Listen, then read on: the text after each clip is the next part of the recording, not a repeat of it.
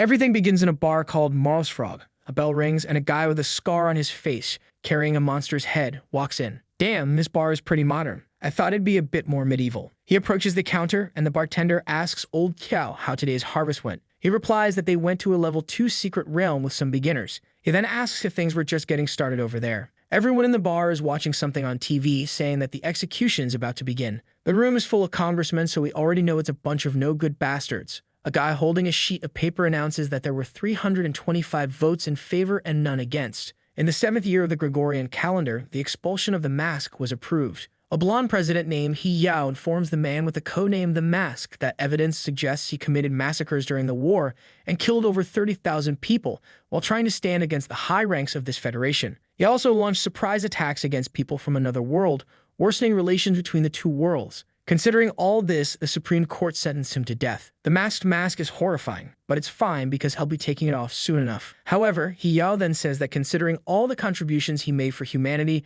by driving out the invaders, Congress decided only to remove his positions as Supreme Leader of the Union and Supreme Commander. The only thing left for him would be the special title of Hero, and as someone who would carry the special title of Hero of the Union, if anything were to happen again, he would be required to join the military forces. The people in the bar are just watching. One guy comments that if it weren't for the mask stopping the creatures from the other world, Earth would have already fallen to calamities. However, the Walmart Gojo argues that he didn't make much of a difference, saying instead that it was the great hero President He Yao who commanded everything. The old man insists, saying that before the mask appeared, even the heroes had lost the will to fight. However, the boy in the red shirt insists that without the whole group, they wouldn't have defeated the demons. He says the mask is a crazy guy who even claimed people were being corrupted by some indescribable power. Clearly, he wanted to start a new revolution and drag this whole land back to those days of struggle. Either the mask was a lunatic or he was the kind of person who would rather see the entire world at war so he could command everyone. The old man says that things were way too complicated to try to sum up like that.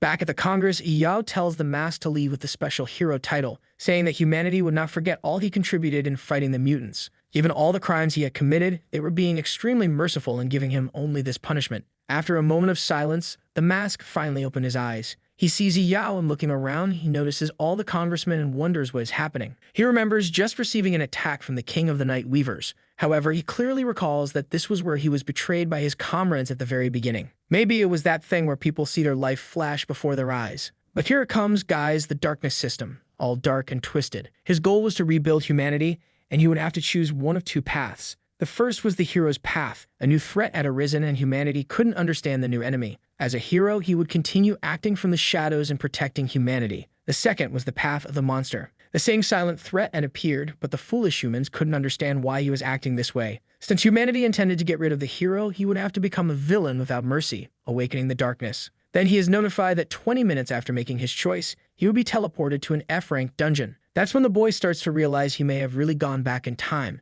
I thought he was already in the future, but it seems like this past is a disaster itself. And at this exact moment, he stands at the crossroads of two different stories. However, this time he has to make a different choice. He's going to choose the path of a monster. He now then asks if this silence he's showing is an expression of his dissatisfaction with the judgment. The president, however, knows very well that this guy is a hero, incomparable to any other existence in this world. However, as a leader, he lacked any knowledge of politics, and his mere existence was hindering the interests of countless important people. That's why, over the past few years, the Union has been doing everything possible to tarnish his reputation and how society views him, turning the former special hero into someone seen as merely a nuisance for everyone. And now the time had come for the grand judgment that would finally banish him. From this day on, he would become a statue that served no purpose. If he sees this day through, everyone will believe that he's the type of person who loves war and craves power above all others. However, the mask says he has an objection. This was what everyone expected, and Yao even smiles. At the bar, a guy comments that it was obvious the mask would refuse since he loves war and wouldn't give up the power he has.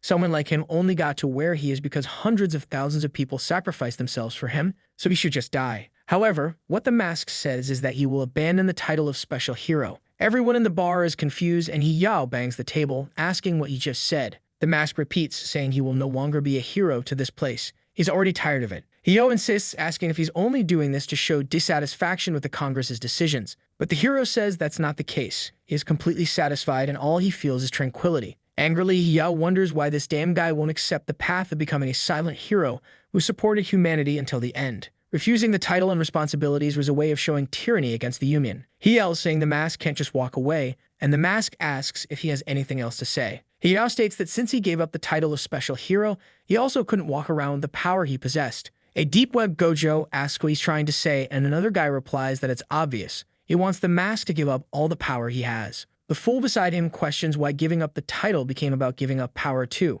The girl at the counter asks what the mask level is, and the guy next to her says he thinks it's level 13. Old Kiel confirms, saying that the mask is indeed level 13, which is 4 levels above the actual president himself. Even today, there was no one other than the mask who could handle a dungeon above level 10. And even in the future, he doubts anyone like that will appear. Back in the Congress, Yao says that the mask is only so strong because he received all the resources of that place. What he is actually belongs to the sacrifices made by the people of the Union. He couldn't abandon this position that was given to him through the sweat, blood, and tears of all these people. If he wanted to leave that place in front of everyone's eyes, he would first have to give up all the power he possessed. The mask simply asks what kind of nonsense that is, and Yao and the others immediately look scared. But he just replies, "All right," raises his hand and says he will give up everything. An energy sphere starts forming and the whole place trembles. It keeps growing and the boy is about to launch a spirit bomb. Everyone is already slumped over the table, crying and sweating everywhere. Even Yao, who is just a few levels below, can't stay on his feet, saying that this was way too strong. Despite being a high-level hero, he had to use all this power just to avoid falling to his knees before him. And the mask says that if they want his power, he will return it. He shoots upward and a laser breaks through the top of the building toward the sky. Everyone in the city could see it. They all thought it was a supreme-level monster descending on the city again. Electricity swept through the city, and everyone fainted. Over time, the energy started dissipating. Yao realized it actually took at least 10 minutes for him to relinquish all that power. But even so, now it was perfect because he had become a common person. There was no longer any reason to fear that man. The mask, however, remains calm and heads toward the door. While Yao celebrates, telling him to leave, he finally takes off that horrible mask and throws it aside. The president warns that as soon as he leaves this place, his death will be imminent. But just as he reaches the door, the system's timer activates and he's teleported. The blonde fool wonders where he ended up, but we already knew that in 20 minutes he'd be sent to an F-rank dungeon, and he was taken right to the mother spider's nest. The scene shifts inside the dungeon, showing a portal. Someone crosses through it, catching everyone's attention. The man says it's his first time in a rank 3 dungeon with monsters between levels 1 and 2. The boss of this place was a level 3 queen spider, and everyone there, at least among them, was level 2, so it should be easy. However, they should be careful because he heard that the monsters here are spiders the size of humans. Finally, after 2 consecutive works without a single woman, a petite woman appears.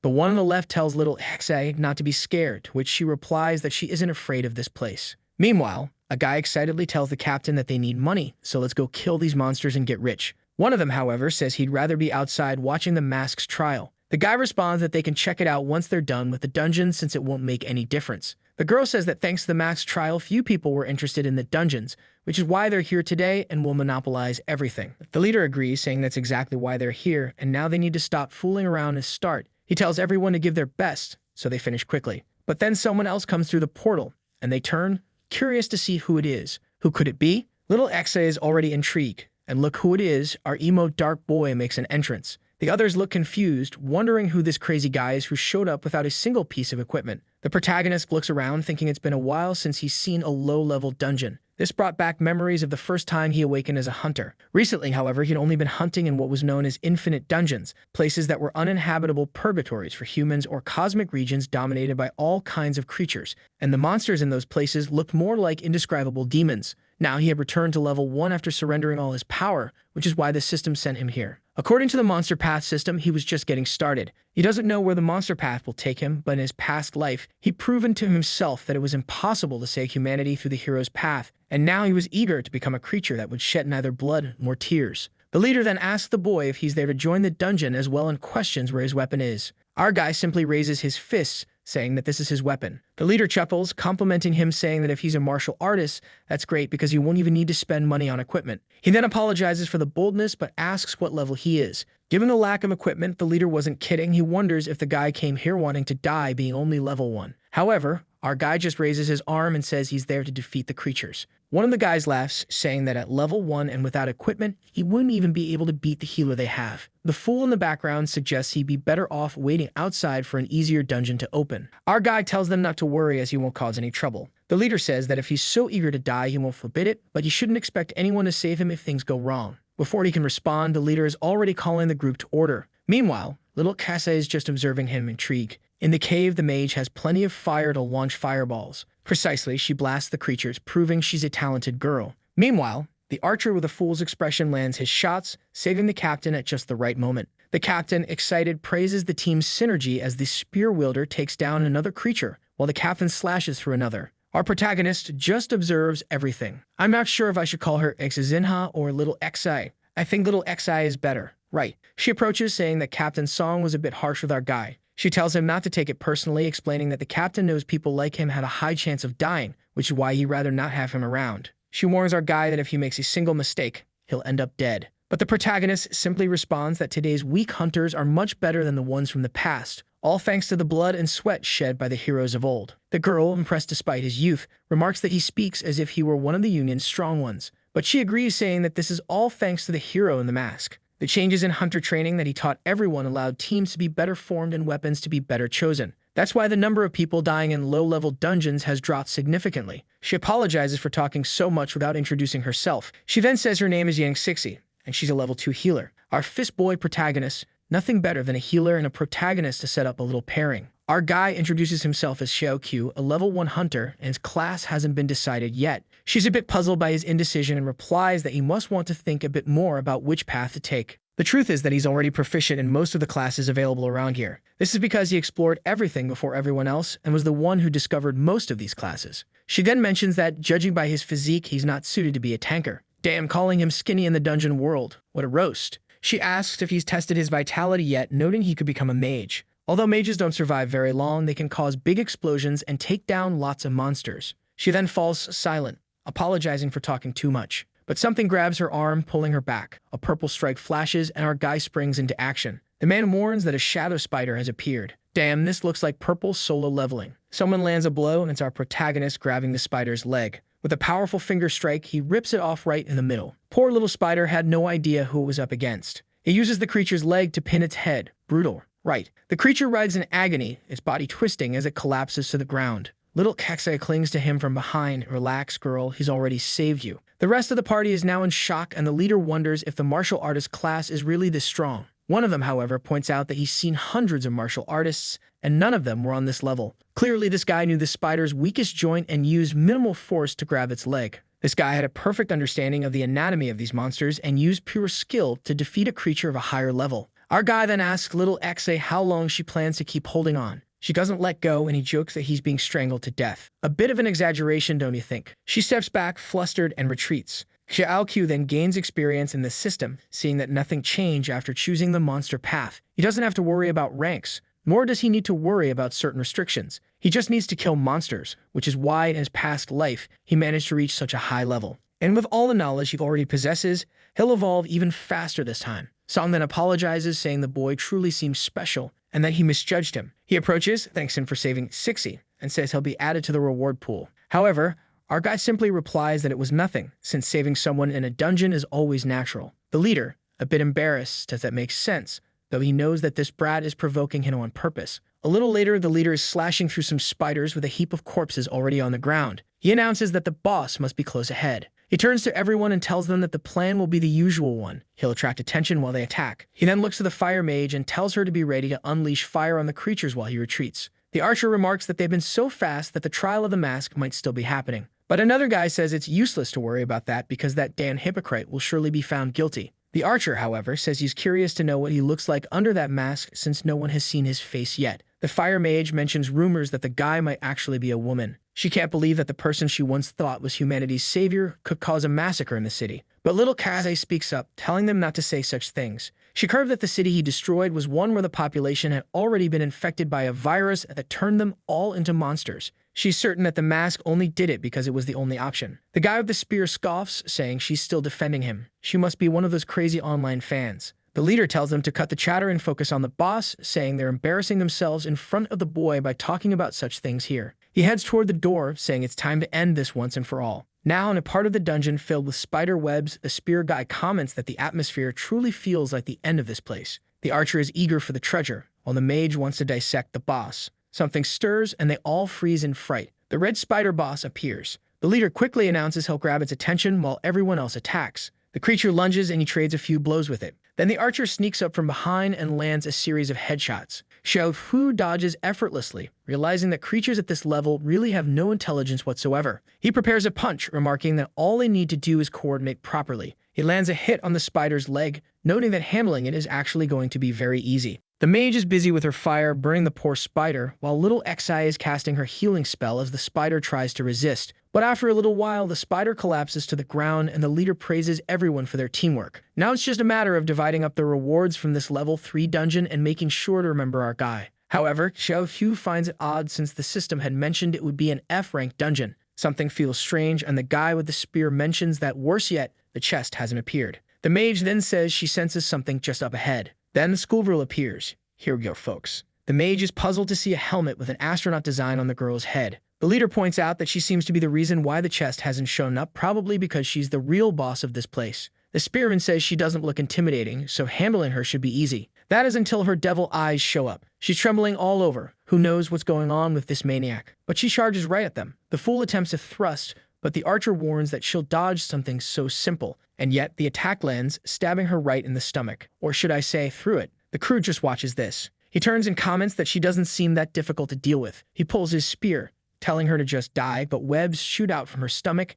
and his arm gets caught. Now he's face to face and disarmed. And now, yep, she's already broken his arms, and he's writhing in pain. The archer screams for his brother, and the leader tells everyone to prepare, mentioning that she has some special attacks. The mage gets ready to burn the web with her flame. She conjures a blaze around the girl, just as the archer advances. Oh, man, foolish move. You forgot that you're supposed to stay at a distance, right? Suddenly, he stops face to face with the flames and multiple legs begin to emerge. Scared now, huh? It's the 6-legged high school spider boss. Okay, this boss is on another level. Obviously, no one's ever seen such mental insanity. Meanwhile, the broken-armed guy is running in a frenzy. Then that big old foot comes down, yep, you guessed it, right in the middle of the chest. This isn't what people mean when they say they like being stepped on by someone. In full acrobatics, her leg stretches out insanely far. Now the archer is ready to make a fool of himself, shouting that he'll kill this bastard. But our guy warns him not to act recklessly. Judging by the creature's strength, the result won't be any different than what happened to his friend. He's shaken, but the leader agrees, saying they won't win by attacking without a plan. He turns to the mage and asks how long until the portals appear, and she says it'll take at least 3 hours.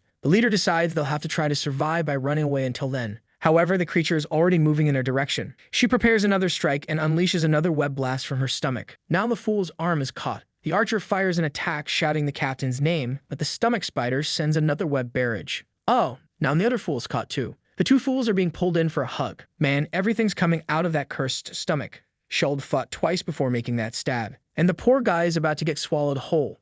Oh man, I thought our protagonist would save him. But nope. Looks like he's only going to save the women, as the two of them stand there terrified while the other guy's already been eaten. Another one drops, and the leader seems to be the only one still standing, activating a red aura. He slashes towards her, seemingly cutting the webs between them. However, he's shocked to see she blocked the blow with her own leg. He ducks as she tries to grab him by the arm, realizing he's about to get eaten, thinking this might be the end for him. Just then, someone yells, telling him to hand over the sword. It's our guy saying the only solution is to cut off his arm in this situation. The leader is stunned, but knowing it's the only way, he hands over the sword. Our guy doesn't hesitate. He takes it, jumps up, and cuts. Honestly, I thought he'd cut the web like a plot twist. But nope, straight to the arm. The poor guy writhes, probably thinking he was in some hero's nice guy story. The big spider girl is dancing around like a lunatic as our guy runs off with the armless leader. Little Xi runs over, casting a healing spell, but the poor fire mage is left behind, panicking and yelling that she doesn't want to die. Meanwhile, little Xi asks how they're going to escape. Xiaofu responds that escaping is impossible. The only reason the creature let them go is that she enjoys watching others in fear. This type of monster, known as the Chosen, feeds on the negative feelings of ordinary people.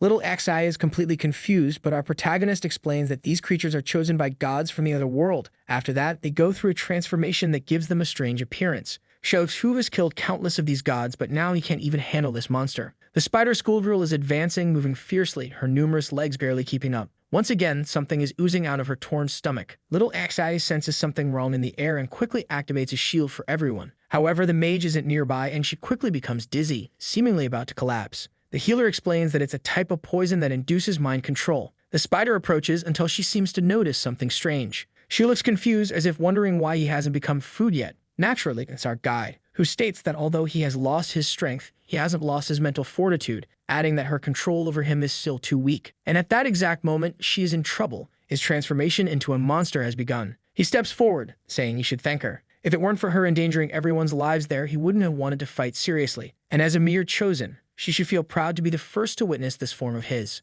This guy at level 1 already looks like a level 99 boss. The poor spider tries to use her power, but girl, I think you're about to get thrashed. He takes a stance like Usain Bolt at the starting line, prepares himself, and explodes toward her. She stands there, shocked, attempting to lift her legs, but before she can react, she's slashed. She glances to the side and sees him holding one of her legs. Honestly, it's what she has the most of, so maybe he didn't mean to rip one off, but oh well. She's clearly not okay with this, though, especially given the amount of blood pouring out. The protagonist remarks that despite its length, it's still a good leg. This guy doesn't hold back. The spider, however, sends a web net in his direction. It's the first time he's seen a web shatter the ground. Over his shoulder, someone asks if that's all she's got. It's our Usain Bolt leg collector, who says she's merely a level 4 chosen. She has potential to grow, but unfortunately, he won't let that happen. He goes in for another charge. A barrage of slashes rains down on her, and soon he appears behind her. The guy's considerate, at least he left her one leg to keep her from collapsing to the ground. He releases the remaining scraps and states it's time to end this quickly. Now she's trembling. Using her last leg, she tries to run away. Poor thing, right? But he's already upon her, landing another cut. Now she's lying on the ground, resembling a chopped-up octopus. She's desperately trying to crawl away, but the monster appears in front of her. The protagonist tells her she never imagined her end would come so quickly. He raises his foot and lands a strike on her head. With that, the dungeon is complete, and as a reward, he gains a demon spider leg. Outside the city, our dear little Xi is saying that it's been 2 hours since she was teleported out of the dungeon, and everything that happened there still feels like a dream. As soon as she regained consciousness, she was outside, and the captain was taken to the hospital due to his injuries. Apparently, she and the little fire witch weren't harmed, so they came out unscathed. However, she hasn't seen Xiao yet and wonders if, by any chance, he died. But then she notices something. Our Giga Chad protagonist is standing right in front of her. At this moment, he's looking for a place to stay, but the problem is that any random room will cost over 3,000. Will a kind healer offer a bed to our guy? When he lived as a normal human, his parents supported him, and after becoming a hunter, his only concern was with monsters. While he thinks about how this is the first time he's had to worry about this social concept called money, our dear healer calls out to him. He looks over and calls her the dungeon healer, which, unsurprisingly, doesn't make her happy. She corrects him, asking him to call her Yan Sixi, pronounced as amazing Sixi,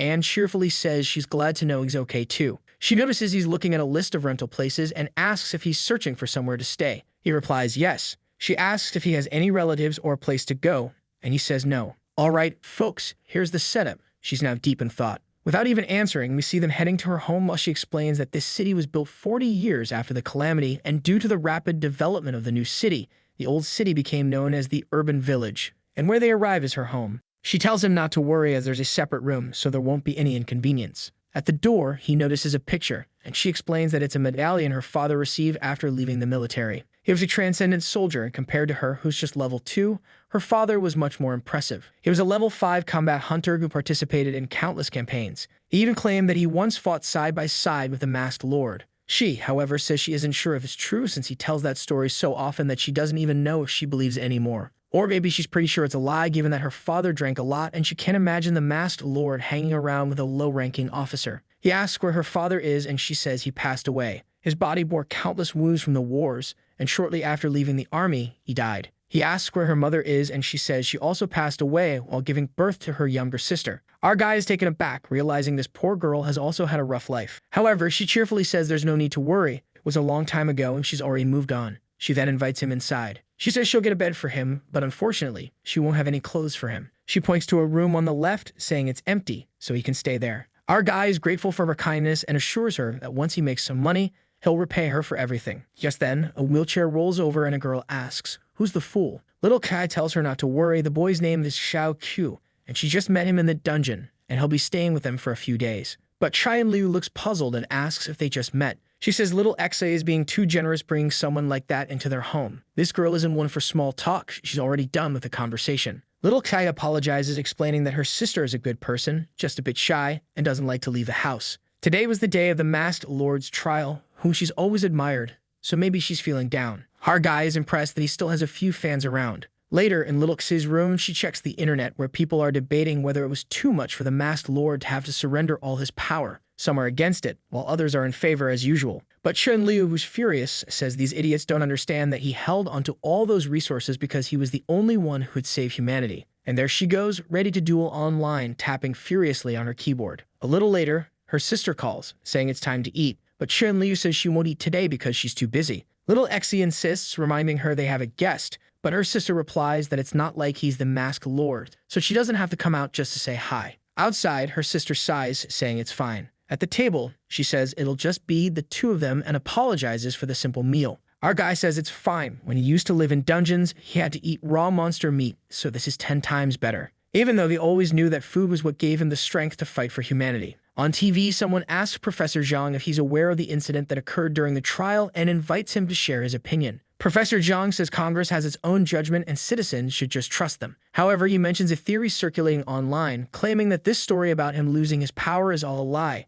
This is because right after he supposedly lost his power, he vanished in front of everyone. But he notes that it's just a theory, and it might not be true. The reporter then asks if humanity is now at risk, given that they no longer have the masked lord to protect them. Professor Zhang replies that this is an exaggeration, as if humanity got this far thanks to a single person. It was everyone working together that allowed them to overcome these crises. This kind of disillusionment with the masked lord was not only undesirable, but also completely wrong. The two of them keep watching as the man on TV says that even without the masked lord, humanity will continue advancing toward glory. Little Kexi asks if maybe the masked lord really wanted to escape punishment. She notices our guy placing his fourth bowl of rice and asks what he thinks about all of this. He looks a bit puzzled, and she says she wants to know his opinion on the masked lord and his actions. She then shares her own opinion, saying she's sure the masked lord did it all because he had his own reasons. He simply replies, maybe, and she says he's very indifferent. However, she's certain that if her sister, Liu, saw this program, she'd probably smash the TV. Suddenly, they hear someone shouting at the door, asking if they really think they can stay safe hiding in that place.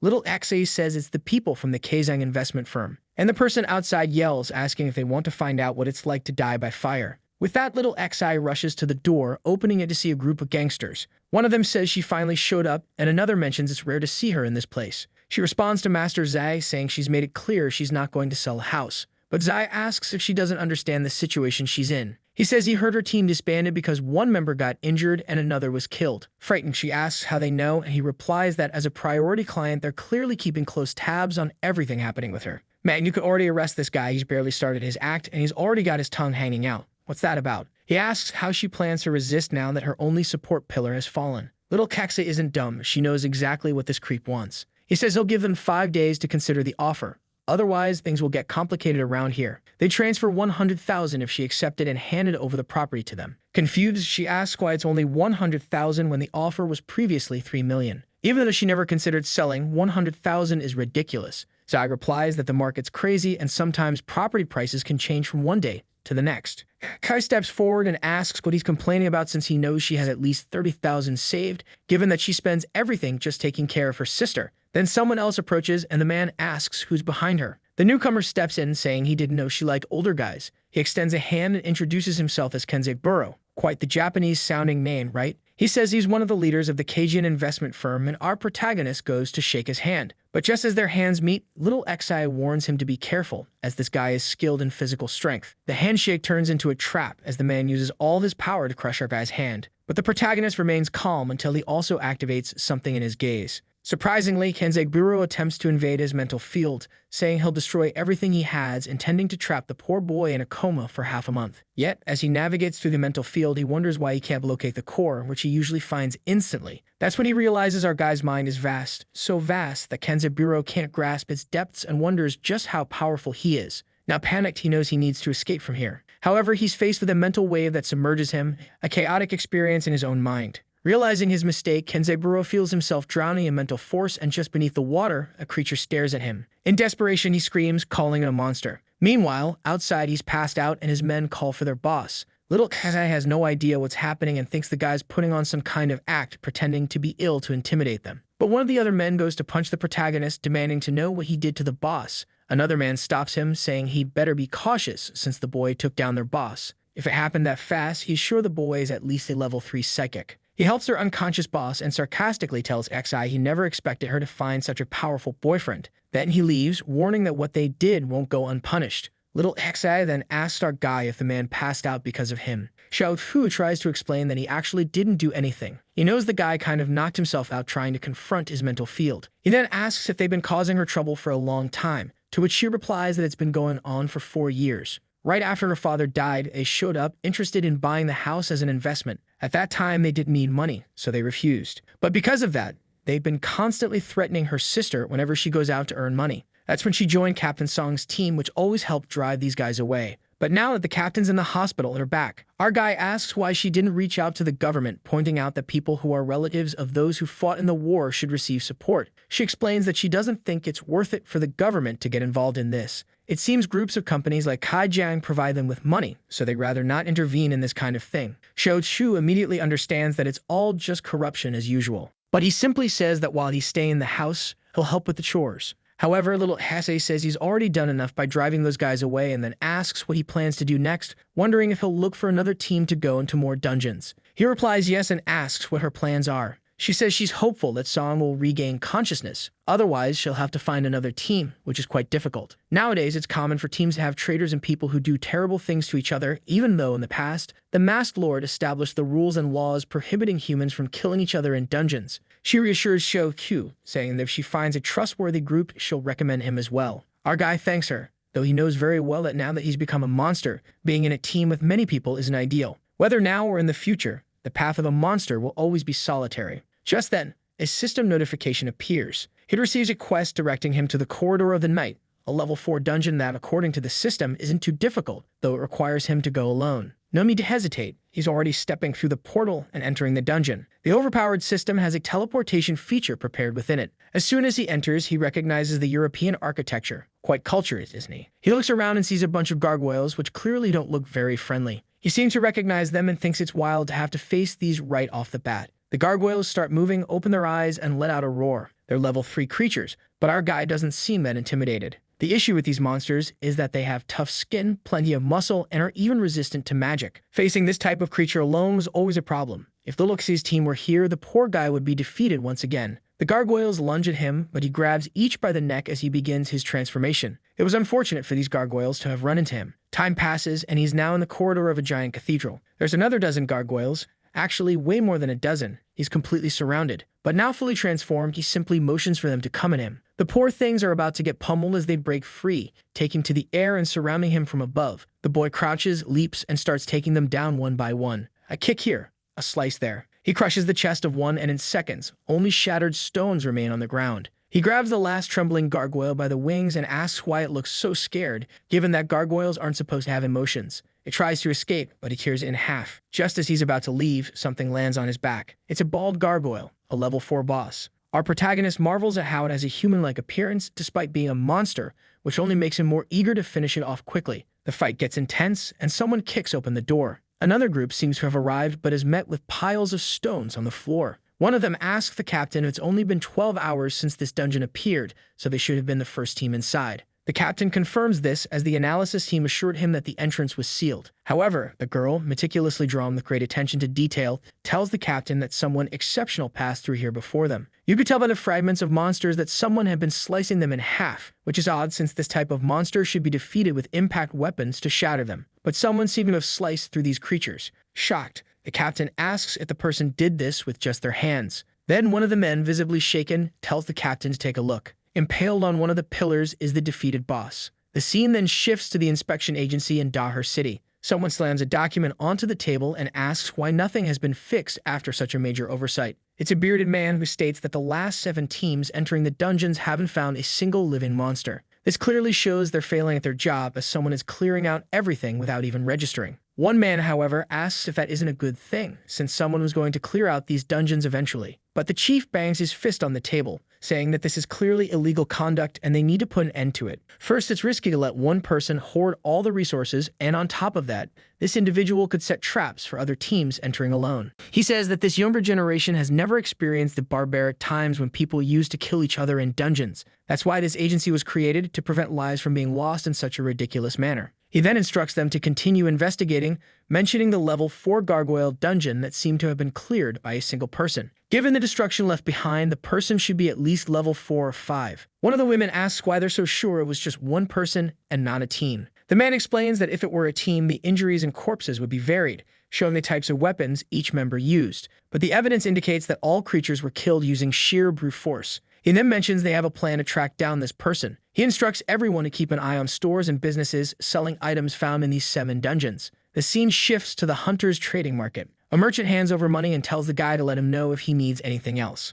Xiao Fu takes the money, knowing he probably sold it cheap again, judging by the merchant's reaction, but it's not like he has much use for these things anyway. His main focus is to keep completing system missions and growing stronger. At least with this money, he can pay for his stay at Stixie's house. Then he hears someone say that 3,200 is too low. It's Stixie, explaining that although this sword may look old, it's been used to slay countless monsters. The shopkeeper, however, responds that it's precisely for that reason it's worthless, as it's full of flaws. In his view, the item is only worth a bit of the metal it contains, which is why he's offering so little. Poor Stixie looks devastated, realizing her father's sword is being treated as junk. The shopkeeper then says he feels sorry for her and will pay 3,500 so she can stop crying. Staring at the sword, she apologizes, saying she unfortunately has to sell it to pay for the annual hospital bills. But the shopkeeper is quite the sly one. He knows very well that the material used in that sword is extremely valuable, something that can only be found in a few rare dungeons, and he's going to make a fortune once he buys it from her. He tells her to sell it quickly because after today he won't pay 3,500.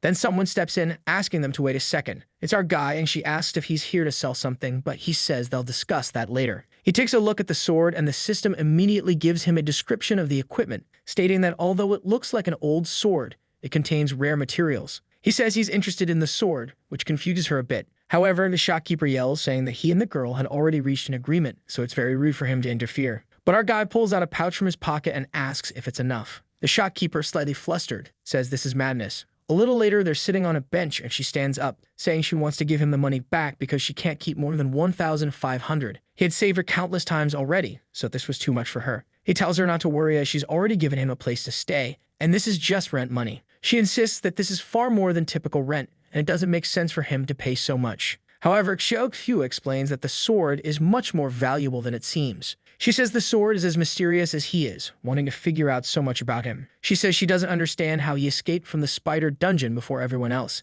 how he made so much money so quickly, or how he's so strong. She only hopes he treats the sword well, as it was the last thing her father left her and her sister. The sword is called the Flying Crow, and Xiao Fu says it's like him hidden in the shadows. Little Exie, feeling useless, says she couldn't even protect the last thing her father left behind. But if she didn't sell it, she wouldn't have the money to treat Chen Liu. He asks what kind of treatment she means, and she asks if he knows about the great evil spirit incident in the city of Dai. It was a level 10 creature, and any hunter sent against it disappeared in an instant. All registered hunters, even retired ones, joined the fight, which is how the citizens escaped. That's also the incident in which her father lost his life. But the worst part of that creature's attack was the lethal radiation it spread. The sky turned green and a sphere of radiation energy started expanding. It reached Qian Liu's feet, which is why she can't walk to this day. What's sad is that her sister was incredibly talented, and even her father believed she was the future of this generation. She would have definitely become a level 5 hunter, but today she's still confined to a wheelchair. Meanwhile, little Exie, without any talent herself, ended up becoming a healer. Xiao Fu defeated that creature with one punch, but since he was on the front lines, it took him a while to reach the city, and everything had already happened by the time he arrived.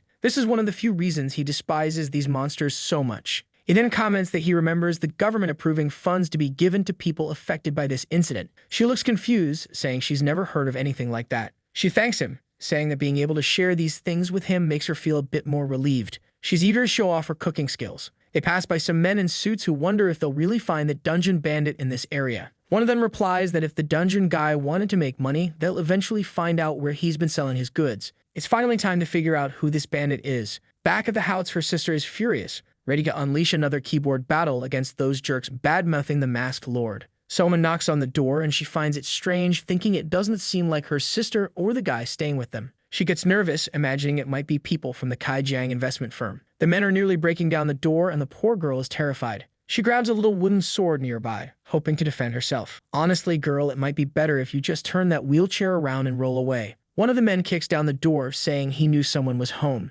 He looks around, puzzled to see a kid in a wheelchair, and mocks her for thinking that toy would accomplish anything. But the girl charges forward, racing at him in her wheelchair, calling him a bastard. Unfortunately, he dodges her strike, saying he didn't expect her to have so much energy. She falls to the ground, cursing him in defeat. He steps on the sword, asking if she really thought she could cut him with that. Then he orders the rest of the group to search the house and find the two of them, especially that damn kid who had the nerve to knock one of their guys out. The men start tearing the place apart. A while later, they return, saying they searched every room but found no one. Naturally, the leader looks at the poor girl lying on the floor and says that if they can't find him, they'll have to take her instead, believing that will force the boy to come after them. One of the men, visibly shaken, says that, legally speaking, this is called kidnapping. The leader replies that he understands, but this was the only way to make it clear what they were doing here. And since he was questioned, he hands over the car keys, instructing them to hit the car against the house when the others arrive. It would be a small accident, and unfortunately, the car contains some gifts for them. The guy simply says he understands, and the others get excited.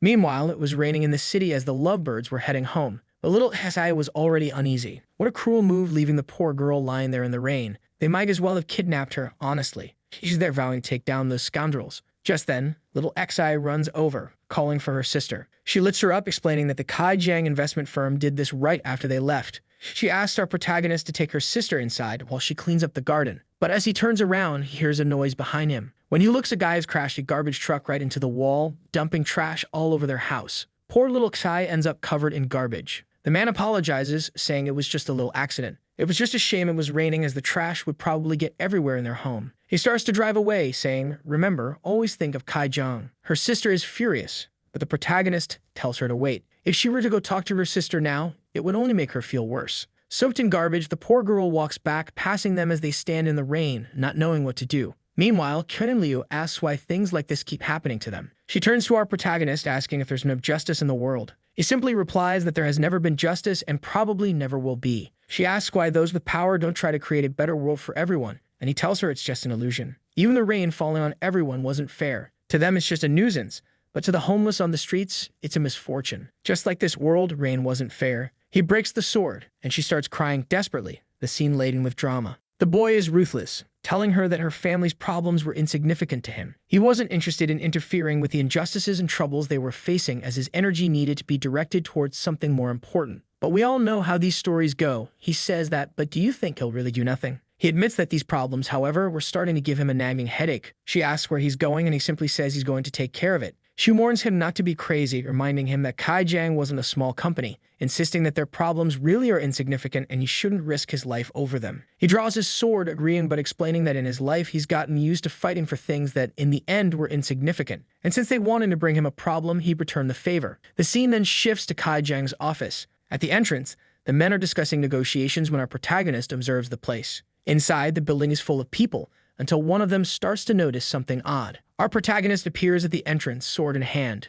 One of them laughs, thinking they found another troublemaker. They approach the boy, asking if he knows where he is and telling him to put away his sword. But before they can finish speaking, he's already moved past them. He smiles, and one of them suddenly has an X slash across his entire body. Wow, the guys are left like chopped potatoes, my friend. The system grants him a quest titled The Blood Sacrifice. The Flying Crow's sword wants to be fed with blood, and he has to eliminate all hostile enemies. And by doing so, he will evolve. He scans the room, and more people come through a doorway. He's quickly surrounded, and the men warn each other to be careful, knowing they can't take this lightly. 4 men jump toward him, but he dodges the first easily, blocks the second's attack, and sends 2 heads flying. Another man appears behind him, but he simply glances back, and the poor guy starts trembling. Poor choice, as he loses an arm a second later. He gets hit in the ribs, something even a butchered pig wouldn't endure. One of them shouts that they found an opening as the sword was stuck, leaping to grab him from behind. But our guy just lets go of the sword and punches him in the stomach. The guy wonders how someone so skilled with a sword has a punch stronger than a tank. Another body hits the ground, and the rest flee in terror. In one of the rooms, someone is celebrating, talking about how soon the sister's house would belong to them. Even though they had to go a little overboard this time, that's just how things worked in this world. The blonde man says it was the best decision since reselling that property will make them a fortune. Just then, someone bursts in, announcing there's a problem. Someone is inside the building, killing everyone. The entire lobby has been massacred, and the man asks how many people are attacking, to which he replies, just 1. The boss, knowing that in Kaijiang they only mess with the right people to avoid attracting high-level hunters, is now certain something went wrong and tells them to go check it out. Someone drags a massive axe along the floor. It's the boss with his partner. Looking to the side, he sees a guy with his hands up, looking like he's in a cinematic scene, pleading not to be killed. However, Tom swings a crescent slash, and the guy falls to the ground as someone starts climbing the stairs. It's our sad boy protagonist with those red eyes. Now they're scared, aren't they? He asks them why they're so afraid, since they're all level 4 hunters, so they won't be killed that easily. The blonde understands and conjures an ice spell, while the boss channels red energy into his axe, and another one draws pistols.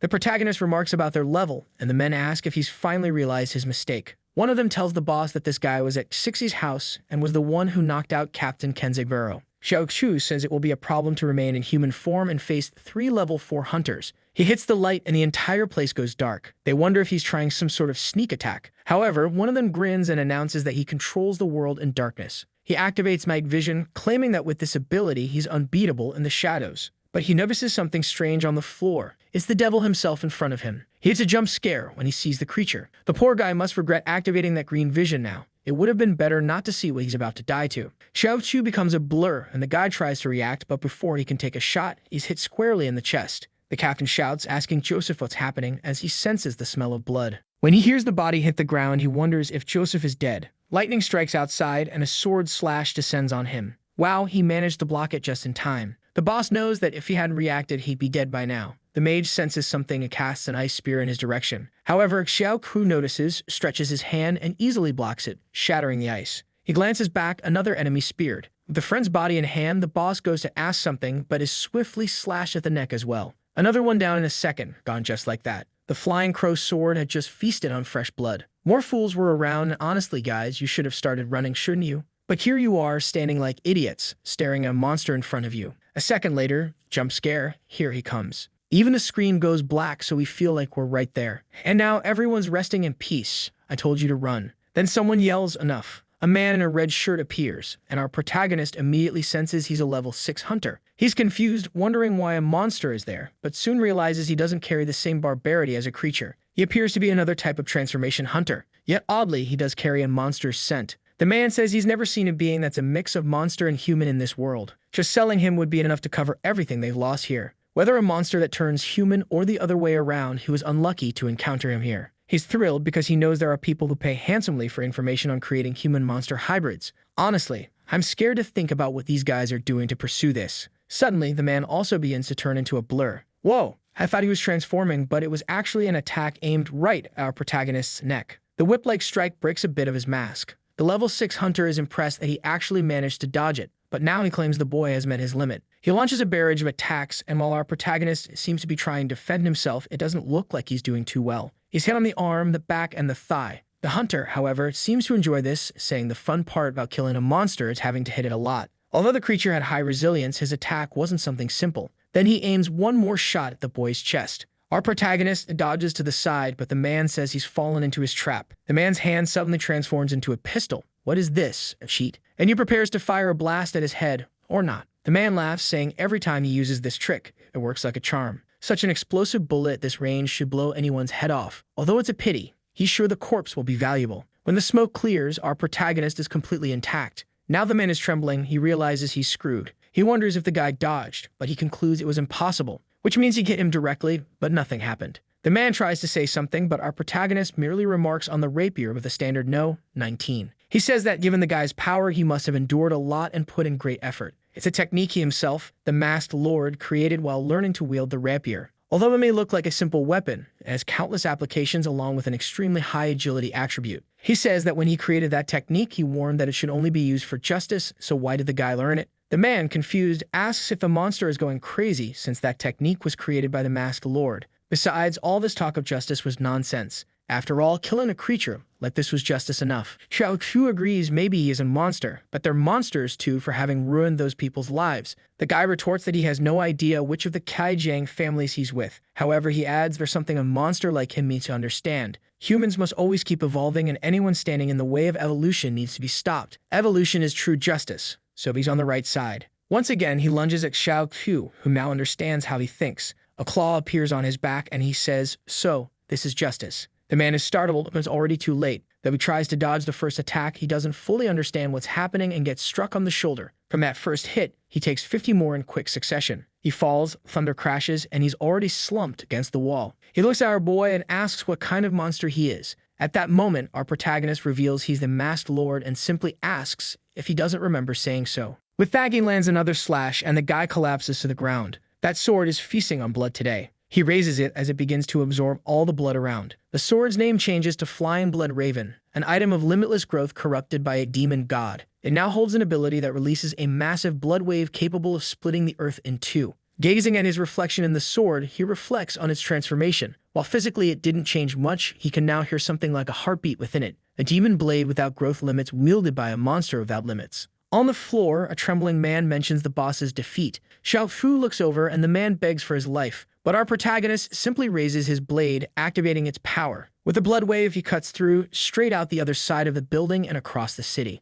Meanwhile, soldiers have arrived just outside. One salutes and calls to Commander Jiang, informing him that the area is secured. Jiang orders them to prepare for an escort to gather information and ensure innocent lives aren't at risk. But the commander isn't naive. He knows there are few innocent people in Kai Jiang's building. Still, as someone from the government, it's his duty to protect them. Regardless of the excuse, anyone causing trouble deserves punishment. Then someone points out someone exiting through the door. Our protagonist steps out, drenched in blood, looking upwards. Back with little said. She asks him what he was thinking, going in alone with the sword. She grabs an umbrella and rushes out while her sister asks for reassurance. But just as she steps outside, a man appears, introducing himself as part of the city defense squad and asks if she's Yan Sixi. She confirms and he tells her she needs to assist with an investigation. He shows her a picture of our protagonist and asks if she recognizes him. Upon seeing it's Xiao Q, she panics, asking if he's still alive. The soldier replies that he's more than alive, actually. The scene shifts to the city defense squad's private prison. The fool who forgot the building had a back door is now locked up like an idiot.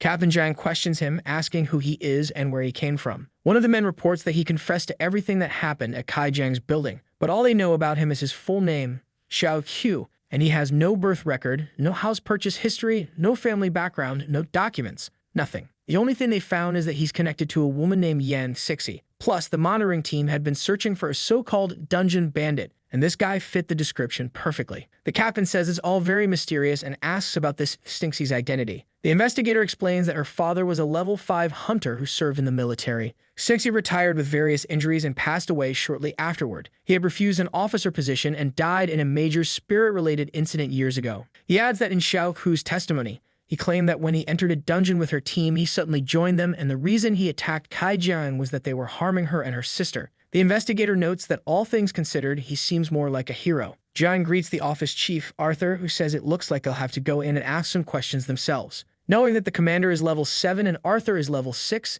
they figure there's no way they'll be at risk with this guy. The door opens and our protagonist looks over. The old man seems confused by the look on our protagonist's face and quickly realizes that he's looking at his uniform with a nostalgic expression. Man, this guy's talent is reading emotions. What a curse. Just one look and he already knows the boy's feeling nostalgic. With the sheet in his hand, he asks if his name is Xiao Ku, then warns that given the crime he committed, he should have an idea of how this will proceed. Either he'll be sentenced to death or there will be another way to pay off the cost of his crime. One option is to be sent to the front lines to face demons until he's redeemed himself in society's eyes. But Jiang knows that most criminals sent there don't survive past the first or second fight. In fact, to get out of there, they'd have to participate in hundreds or even thousands of campaigns. Xiao Fu questions whether, in their eyes, fighting on the front lines is some kind of punishment. He thinks that if that's the case, he should be forgiven for any crime considering what he's already done for them. The old man says, based on his words, it sounds like he's familiar with the front lines and our boy says he spent some time there. Jiang asks if he fought against demons or something else,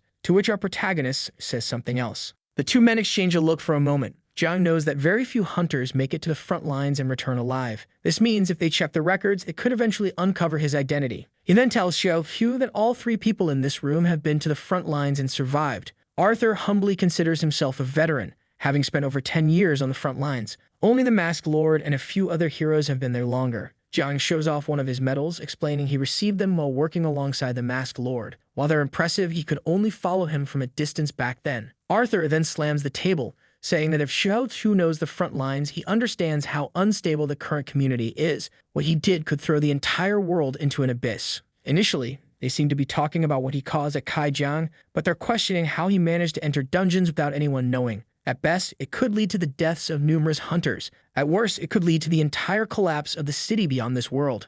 Xiao Fu stays silent as the two watch him. Jiang warns that as much as he wants to maintain this mysterious aura, resisting the government is completely futile. He stands up and says, for his own future's sake, it's best to tell the truth now, because if he goes to the federal capital, people there won't be as kind. With that, the two leave, but our protagonist doesn't seem too eager to return to that place. However, it seems he won't be able to avoid it. A new mission has appeared, the Great Resurrection of the Malevolent Spirit. The lengthy system text explains that remnants of the first spirit linger in some people's bodies, and it's about to resurrect. It has 72 hours to prepare, and the reward is to receive the malevolent spirit's core. He knows this creature is a disaster-level demon. The most advanced of these creatures reach level 13, while most are around level 7 or 8. Of course, he knew this creature would show up without the system's warning. This is a monster that, as long as a single molecule of it continues to exist, will eventually resurrect. In the end, it was always him who had to rush back from the front lines to save everyone. No matter how fast he arrived, the media always criticized him. Everyone complained, wanting to know why he took so long and why he wasn't punished for it. Some argue that if the spirit returned, it was because he didn't handle it properly the first time. If countless people died because of this creature, they said he shouldn't apologize. He had to present himself to the public, apologizing again in that life. But now, living as a monster, things are entirely different. The masked lord who would be judged in the future no longer exists, having abandoned his powers. And if now countless people die, that no longer concerns him. The scene shifts to Arthur, who asks Jang what he thinks of the boy. Jang replies that he retired from the front lines long ago, so he has no idea what he's talking about. But one thing's certain, in all his time there, he's never seen a young person with such power. Judging by the marks on the Kaijian building, he possesses incredible speed and terrifying strength. Even the sword he used seems strange. He's definitely not a one-specialty hunter. He likely has multiple professions. Arthur asks if this is what people call a genius. Normally, most hunters cap at level 6, but this guy killed level 6 fighters and is still young. Jiang says maybe he is a genius, but a foolish one, having thrown his life away for the idiots at Kaijian. The man agrees, mentioning that this union even put the masked lord on trial, so they can't put anything past them. Compared to that, they wouldn't hesitate for a second to end this genius boy's life. The scene then shifts to the capital city of Xing. Due to humanity's struggle, they managed to recover from the Age of Darkness. However, while some cities still live in the 20th century, others have already advanced into the 21st. The city of Xing is known as the science of the future. In officials comment that it's extremely violent for someone to have killed so many people like that. Such a brutal killer must still think he lives in a barbaric age. Returning to President Yahello from earlier, he notes that the boy has some talent. However, others pound the table, arguing that talent doesn't matter if he acts like this. If they don't punish someone who behaves this way, what will the public think? They must make this public and deliver justice for all the victims. One person is fuming because he used to make a fortune from Kaijiang's existence. He now agrees, saying the best option would be to send this criminal to the front lines. The man appears dissatisfied and asks why a public punishment isn't being considered. The people funding him won't be pleased if this man isn't held accountable for what happened. However, Yahello calmly tells him to stay quiet as there's something more important to discuss. He wants to know why, to this day, no one has found any information on the masked lord. The room falls silent. The blonde-haired man remarks that for a person to vanish without a trace is impossible. He must be somewhere on this earth, and they must find him as quickly as possible. The lack of information leaves them all worried that they may someday be ambushed by the masked lord. The team urged the boss to calm down, saying that the mask no longer had any power and wouldn't be able to do anything. However, Yahello, despite being a villain, wasn't stupid and said that if he appeared, it meant he had some kind of plan. Another member replied that even if he had a plan, he had given up so much power that he couldn't really do anything now. For him to seek revenge, he would need a lot of people by his side at this point. Alone as he was, they were immune to anything he might try. Yahello closed his eyes and said that this only meant he would eventually become a danger to their future. Yahello knew that now, as the president, there was no one above him, and the only threat would be anyone who could take him out of this position. One of the issues, however, was that to gain the support of everyone, he had to give up various perks and benefits to those council members. He then addressed the group once more, saying that for everyone's safety, they would need to fully control the mask. Another guy then said he understood and that it was time to discuss something more important at the moment. The demonic front lines were weakening and the number of creatures had increased by 32% in the last month. He now asked if, without that damned mask, things had really gotten worse this quickly. A trembling man replied that, unfortunately, yes. He asked if, perhaps, they had gone too far in the way they dealt with the mask. After all, even though he carried the title of Savior of Humanity, he never interfered much and wasn't a big problem. But Yahello, already angered, asked if he was questioning this group's decision. Immediately, the fool backed off, saying he would never dare to do something like that. While the president shouted, he questioned why this place couldn't survive without that damned mask. He commented about the city having some elite warriors and ordered that they be sent to the front lines immediately. However, one man said he didn't recommend it, as if a disaster-level creature suddenly appeared, there would be no one to protect those places. But another man smiled and asked if his real interest wasn't actually in the profits the defense squad brought. The equipment they used was supplied by this man's family, which meant that if the army disappeared, they would lose a lot of money. The man shouted, saying it was slander. However, Yahello slammed the table. He announced that it was decided and the defense squad would be deployed. And looking over Xiao Ku's file, he said this person was perfect to be made an example of. The scene then shifted to the defense squad office in Da City. Someone was speaking with the two sisters, saying that since they were involved in the investigation, they could return home. However, in the future, it might be called as witnesses in court. Craig and Liu asked what they would testify about, The woman replied that it would be to testify against this heinous criminal who caused that disaster. But Chen Liu asked why he was being treated that way, as those who deserved such punishment were that group of trash. Yes, choosing her words carefully, the army woman said that nonetheless he had killed a dozen people, so murder was wrong no matter what. However, Chen Liu insisted and asked if the people he killed were model citizens. She knew very well that they were a bunch of garbage who had ruined countless lives. It was then that Zhang appeared and said that she was right, and indeed, those people had destroyed countless families. He said they all deserved death, and even the military woman was shocked. Chen Liu made a face and Zhang approached, warning her that although they deserved death, they needed to be judged first. She then pressed, asking why they were not judged and had turned her life into darkness. The commander replies that even something that shines brightly can't always dispel all shadows. She then asks if he's saying that resisting is futile. Zhang stares at her for a second and says that actually trying to resist alone is futile. She grips the chair and says that if even resisting is wrong, then the very existence of that whole world is wrong. Stixie is there beside her, just thinking that although she's experienced injustice countless times, she'd never have the courage to say something like that in front of the captain. At this point, her sister says it's better for them to go home, and Stixie just agrees. As soon as they leave, the commander says that if only that girl could walk. The woman beside him asks why he's saying something like that. He responds that the hatred and sense of injustice she feels are the source and strength of many people. If you could measure emotions by strength, she would surely have a very high level. If only in the past he could have carried so much rage like that too. The army woman is a bit confused by the commander's interest in the girl. She thinks that sitting in a wheelchair, that rage wouldn't serve any purpose. Little Cassie tells her sister to rest while she tidies up the garden, thinking about how they would help Xiao Hu. Her sister stays silent for a second, then seems determined. She stands on the chair and begins saying to herself that if there are places in this world where light doesn't reach, she would become the light that shines on those places. Her leg starts trembling and suddenly she begins to walk. What's this, girl? All right then. Already standing and shaking, but standing nonetheless. Her sister was about to go back to say she'd forgotten something, and then she's startled to see Chuan Liu standing in front of her. Chuan Liu stretches out her hand and tells her sister to run away. Man, here comes something dark. Could she be about to become the city's demon? Meanwhile, at the defense squad in the city, everyone is angry about being sent to the front lines. Jiang shows up to talk to everyone, but that's when he feels something strange. He goes up to the window and says there's no mistake because he recognizes that energy. It was the presence of an evil spirit. Alarmed, the officers say something like that is impossible. However, Jiang just punches the glass and calls for a military emergency, throwing himself out of the building, saying he'd take responsibility for any mistake in this operation. Meanwhile, in another part of the city, a woman makes an announcement beginning to explain Xiao Hu's case, when a poor citizen looks at a flower and says that apparently spring has arrived. Maybe it was because of the warmth, but this year there seemed to be more flowers than usual. However, when the wind blows, something is clearly being carried away. The guy is a bit confused, and then we see a giant bee. When it lands on the flower, some petals start to grow on its legs, wings, and even its eye. With that, the bee itself seems to turn into another flower on the flower. The city was calm, everyone relaxed. A friend places a hand on his shoulder and says it's time to go. But the guy is obviously already turning around with something sprouting from his eye. Wow, this one has gone full florist.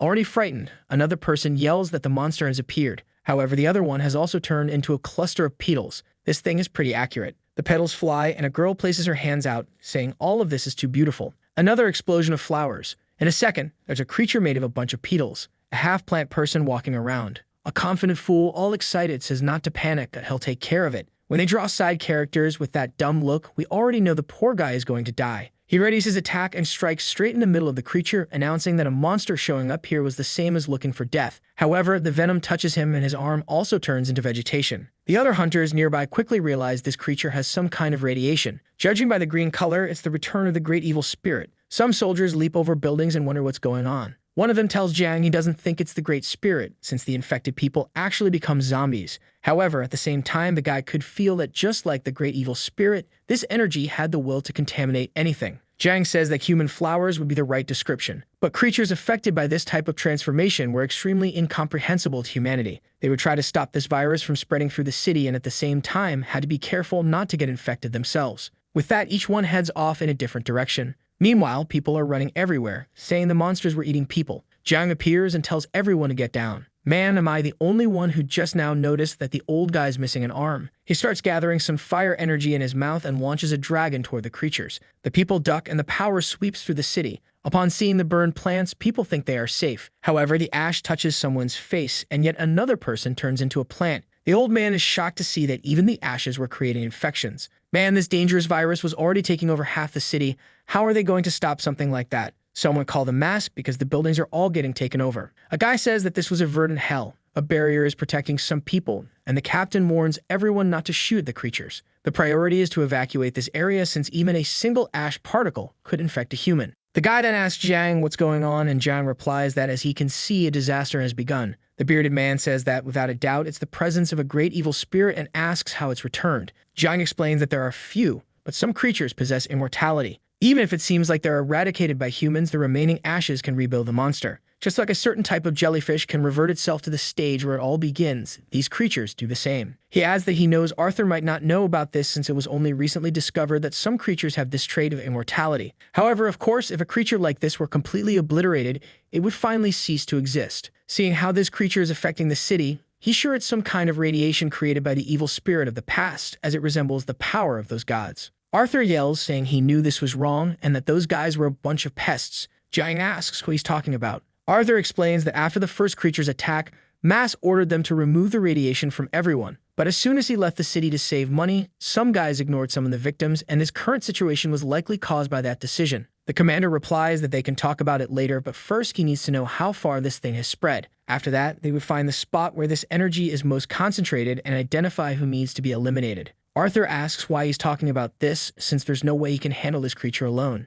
Jiang responds that he can't sense any creature above level 10. Even though the monster is strong, it's still in its infancy, so he needs to kill it before it grows stronger. Arthur hesitates for a second and tells him to be careful not to get contaminated by the radiation. He's going to contact the team now to send the information Jiang requested. Meanwhile, in the city of the wealthy, people are notified that to strengthen the defense line, they will send protection from this area. People hear the news on the train, and a woman receives another alert. It's an emergency announcement about the disaster-level monster that appeared in the city. The area is already completely overtaken. People start seeing posts about Dahai City and say it looks like the end of the world. Some are asking for Mask to appear and save everyone once again, but others comment that he's already given up all his power. People post some pictures, and everyone wants to know why those creatures seem somewhat human, until someone interjects and says they don't just seem human, they are humans who are contaminated. The city's commander heads toward the creature, but he's still alone. The blonde news anchor announces that according to the analysis, the creature is still at level 7. The commander is also level 7, but he's defeated even level 8 creatures before. Then she points to the TV, which shows the entire city overtaken by plants. In one of the images, the commander runs from the vines. People are excited to see how agile he is and that the creatures can't catch him. Suddenly, he stops and people ask if he found something. He looks up and asks if it's her. Obviously, folks, it's Qian Liu with her entire body covered in plants. The commander asks what she's doing and if she created this stage to be worshipped by people. He comments about some creatures intentionally mimicking aspects of human religion. The commander yells at him to focus, saying that despite the creature's appearance as a woman, it's a threat to humanity. He replies that he understands and tells Qian Liu he didn't expect her to turn into something like this in just a few hours. She responds by asking if he regrets it now. He says yes, and electricity starts coursing through the vines. He says he regrets Mac killing her while she was still in a wheelchair. Well, that's harsh, though not exactly fair. He jumps toward her, striking her head and tearing a piece off. Obviously, with these guys grinning like fools, thinking everything went right, clearly nothing actually went right. Jiang looks to the side and already knows the attack had no effect at all. Her head begins to regenerate. She looks back, telling him that it's all useless.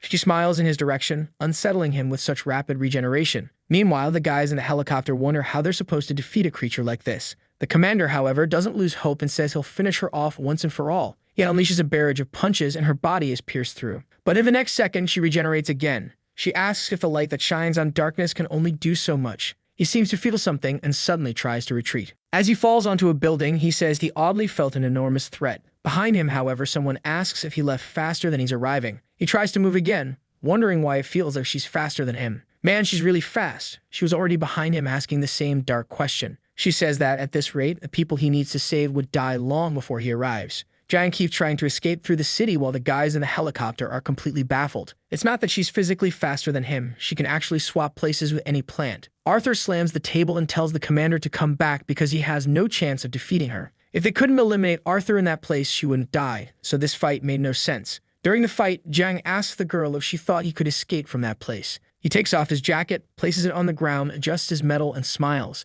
Qian Liu says she's smart enough to realize he won't be able to escape from there, but he looks like a beast struggling to stay alive. Man, another arm appeared. No wonder I only noticed it then. He really does seem to have two, I think. An energy field appears around Jiang's body as he says that, in fact, this is his second reincarnation. The light rises into the sky, and the boy looks like something out of Dragon Ball. The guys in the helicopter say that pulling so much energy into his body could kill him. Arthur says he's not trying to spin his own life, but to reach a new level by sacrificing everything he has. He yells, asking if the commander is crazy, but the communicator breaks. Kung Liu praises his courage for maximizing his power this way, but now every cell of his is pushed to the limit and he'll certainly pay a high price for it. She smiles and asks if she's wrong. Jiang doesn't answer and leaps toward her. Kung Liu thinks it's pointless and she can instantly disappear. However, he reaches her in half a second and tears half her body away. She's startled to see that he's faster than even her own thoughts. The captain is in immense pain, and that single attack is tearing his body apart from the inside. But the guys are celebrating, saying he's too strong and will manage to kill the monster. However, Arthur knows that the creature wasn't actually hit. The energy fluctuations hadn't disappeared but were only increasing. It was now clear that Commander Jiang stood no chance against that creature. A guy with glasses asks if he's sure. Arthur mentions the giant from a Greek legend named Antelis,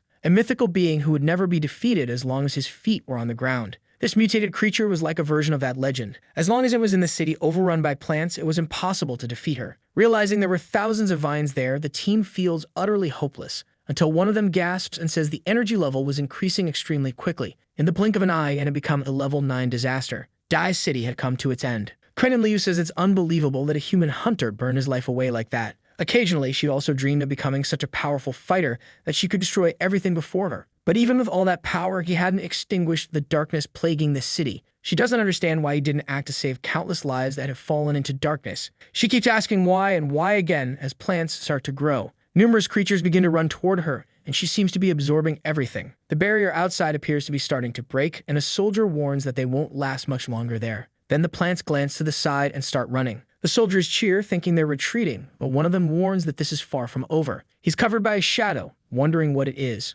All the city's plants are merging into one. Green explosions occur, and little by little, Qian Liu opens her eyes. Man, she's gigantic now, as tall as a building. From one of the rooftops, Jiang asks if she wants to know the reason, and he tells her it's because that's how life works. A red energy appears beside him, and he says that in this cursed life, death has never been uncommon. But the attack he launches at her is easily blocked. Or actually, maybe not so easily after all. Or, actually, yeah, easily enough. Man, I'm getting confused. People watching on TV say that the light of victory is piercing the creature. They start cheering, saying it truly is humanity's glory. Maybe now she's really losing since the thing is shredding her arm. But she's too confident, so she already knows this won't work. Jian, who was piercing her arm, is soon immobilized. Holding him in her hands, Qian Liu says he must die, along with this cursed belief of his about how people should live. Man, he's in agony, but he turns into a bunch of flowers. I didn't think he'd make it out alive, honestly. It was easy for her. Qian Liu even seems disappointed with how easy it was. The department watching all this is devastated, and Arthur announces that the captain's energy had vanished.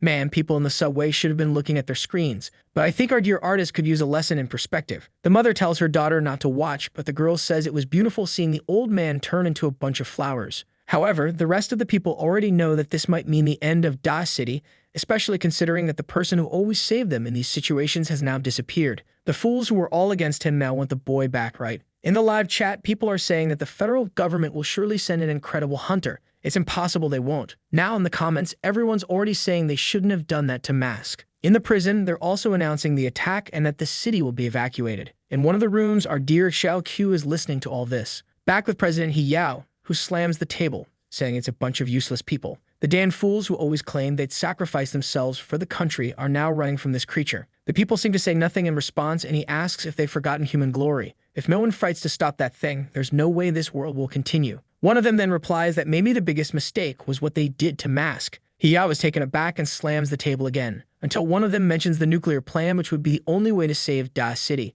Obviously, the problem is that pollution and radiation would be terrible for that place. Others, in desperation, tell the president that this is surely the best decision at this moment to save humanity. He needn't worry because all the survivors would praise this decision that saved the entire world. Hiyo finds himself in a situation where he can't say no, until one of them reports that it looks like something is heading towards the battlefield. The president wants to know it's a hunter and what they're doing there. The guy explains that it appears to have a human shape, but is actually a monster. The prison had its roof destroyed. Obviously, what passed through there was a creature that left everyone scared. Trembling, the guy only said he escaped. Back in the city, soldiers were still trying to evacuate the area. They already knew Commander Jiang was dead and that the plants were coming back. Desperately, they began fleeing, saying they weren't going to die here for nothing. Others wanted to stay, saying that if they ran, the entire city would be destroyed. As the plants were advancing, he said he would risk everything. He strikes the first one right in the core, but immobilizes the lance, and he's yet another fool who gets devoured. Another one calls out to the squad leader and prepares an attack, saying he'd give it his all too. But that's when something passes by him. A sequence of slashes begins to cut through the vines. He falls to the ground, and the leader helps him up. Terrified, he says they might be saved. Liu is still standing there, and the guys in the helicopter are about to flee. But the cameraman says to wait. He's seeing a reinforcement approaching. Something is crossing the city extremely fast. Everyone gets excited, saying they knew the government wouldn't give up on this city so easily. Others are still complaining that if this reinforcement had arrived, Commander Jiang wouldn't have died. They watch an attack, commenting on the insane strength of this hero. But it's not a hero, folks. It's a monstrous figure. Obviously, our protagonist was motivated, especially because the mission was to finish off this spirit. But even he is confused, as this creature's energy feels very different this time. The last one represented death and decay. However, this monster seems to represent life and vitality. He can sense that there is no sadness, only the will to grow with everyone. This creature didn't make others suffer, but instead made them reborn a life of joy, albeit in a corrupted way. And that's why he doesn't care what it is. He needs to obtain the core of the evil spirit to face those damned gods of the void, and whatever it takes, he will kill it. Liu closes her eyes and says it's terrible to live in this polluted world, so everyone should join her. They would be blessed with a world free from sadness, pain, and suffering. She now feels that she's no longer just herself, but connected to all those flowers. Anyone who assimilates with all this becomes something wonderful, regardless of their past status. Then she smiles, saying that soon more people suffering would join them and free themselves from this world. But she notices part of her consciousness is disappearing. She quickly wonders what's happening in the south, causing so many to vanish. She wants to know who the damn person causing all this is, and looking around, she sees our dear monster approaching. Xiao Qiu recognizes her and says he never imagined it would be her. He keeps slashing and begins climbing the vines.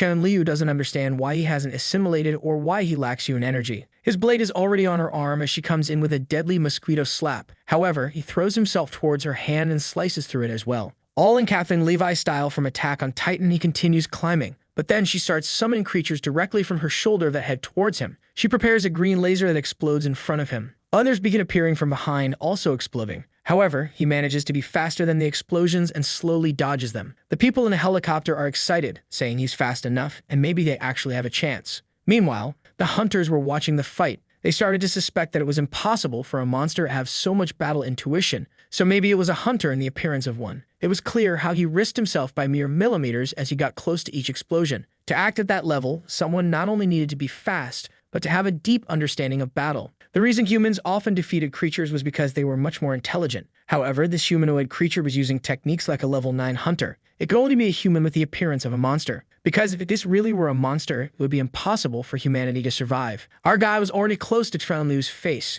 Wings appeared on his back and he launched himself into the attack. Liu was shocked as he went for the strike. But those humans just criticize and wonder why he didn't just fly out instead of dodging everything. However, another person smiled, saying that this was actually the great element of surprise and she would never see it coming. He goes in for the attack and sends out a blood slash. Man, he hit her head squarely. The cameraman cheers, saying that finally someone managed to slice her head off. The creatures running on the ground suddenly freeze. Excitedly, the guy says that them stopping might represent victory. But they look at each other, repeatedly asking who he is. Her head starts to regenerate as Liu asks once again who he is and why the flying crow sword is in his hands. Xiao Qiu says nothing in response. She says that seeing he's also a monster, they don't need to fight. He should just connect his power to everyone around them. Together, it could change all the corruption that plagues this dark world. She reveals the core of the demonic spirit to him, something that could only be used with the approval of the Great Spirit. Xiao Hu is confused since she's offering him the quest reward directly. The girl asks if, like her, he doesn't want to destroy all the filth of this world. Even if they have to search every mountain or the bottom of the sea, they would eliminate and destroy everything evil in this place.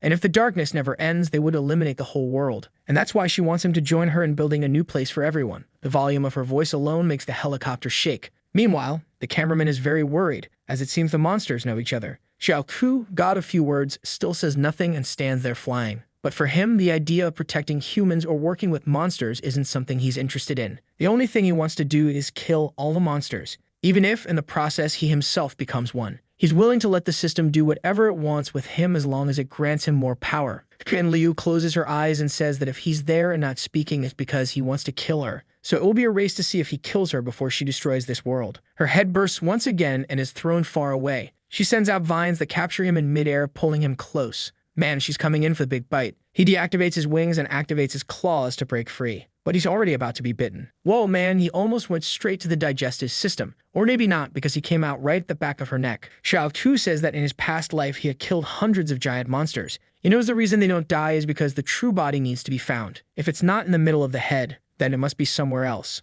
Exactly where you're thinking, man. Right in the middle of the back, obviously, right? Don't tell me you thought of anything else. Please don't. He launches a series of attacks. The vines begin to regenerate and green explosions go off everywhere. And he doesn't stop, man. Slashes here and explosions there. The mask is cracking. What's going on? How many frames will this have? He slashes here and there. The blue core starts to appear. Staying the energy, he knows he's finally found what he needed. His attack pierces through, and he finds the true body. She turns her back and takes the hit squarely. Whoa, I thought there would be a plot twist, but he really stabbed her. She says she never expected he'd make it this far. Shou pulls out the blade, but he's unfortunately completely out of energy. He was about to fall, but she catches him with a vine. She stares at him and asks what she's going to do. She realizes he seems more attractive than Mask. What's going on here, man? He's a little confused, and she smiles, telling him not to worry. She's already dead, but she's using the last of her energy to heal him. However, her gigantic body is still standing there. The poor cameraman is sure they've lost. Suddenly, the entire helicopter begins to shake, and the whole city trembles.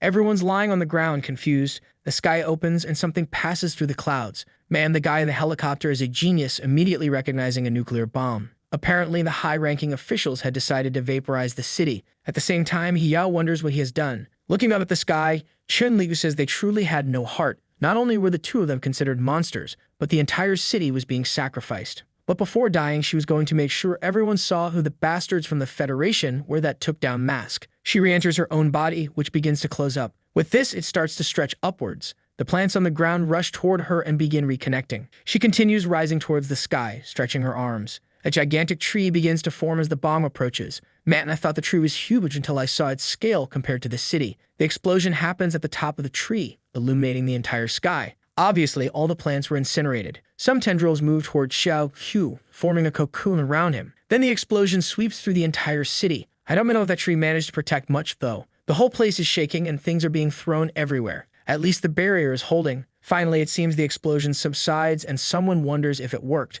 Looking up, all they can see is the trunk surrounded by smoke. But most of the tree has been obliterated. At the base, they say that much of the energy has dissipated, and Arthur is surprised to hear that the creature has been eliminated. He celebrates, telling Commander Jang that Das City has been saved, while the poor man's jacket is just floating there with its medals. People are confused, especially since they saw the creature defend the entire city. A man points upward and tells them to look. The tree appears to be splitting in half. It begins to break apart, turning into a mass of petals that drift over the city. A little girl says it's very beautiful. Her father tells her to be careful or she'll turn into a mutation too. But of course now there's no Qian Liu left to create any more mutations. Behind a rock somewhere else, our boy is holding her body. She opens her eyes and says she never realized how beautiful spring was. But friends, she's on her way to the next life as she fades in Xiao Ku's arms. At least his mission is complete and he will receive the reward. The core of the evil spirit appears in his hands. The item, called the Heart of Great Obscenity, is also Qian Liu's heart. He immediately tells the system to equip the item. At least he's not wasting time, man. He gets right to it. Digital glows appear around his body and he tells it to send him out. With that, he disappears from the scene. With the end of the calamity that was about to befall Da, everyone celebrates. However, as they cheer, "Long live humanity," something bizarre is happening. The humanoid flowers are turning back into humans. The crowd falls silent, watching this happen before their eyes. Soon, everyone begins to realize the truth. The bomb that was sent would only kill a bunch of transformed people. Online, people start discussing how many millions were sacrificed just because they didn't deal with that monster. Or worse yet, they ask why the bomb was sent if the creatures had all stopped moving when it arrived. Another person comments that all of this is because they got rid of Mask, who would have wiped out this problem from the start. In an instant, public opinion is changing completely. However, just like in some countries I've heard about, censorship is strong and the tweets are all being deleted. Public opinion vanishes without a trace. Back at a meeting in the main city, a man tells the president that no matter how much they try to control opinion, it's impossible to hide everything that happened. Poor Guiyao once again finds himself in trouble and doesn't know what to do. The guys who work with him are eager to take his position, hoping to snatch the presidency. A man with glasses calls for Walter and says that since everyone is talking about mass,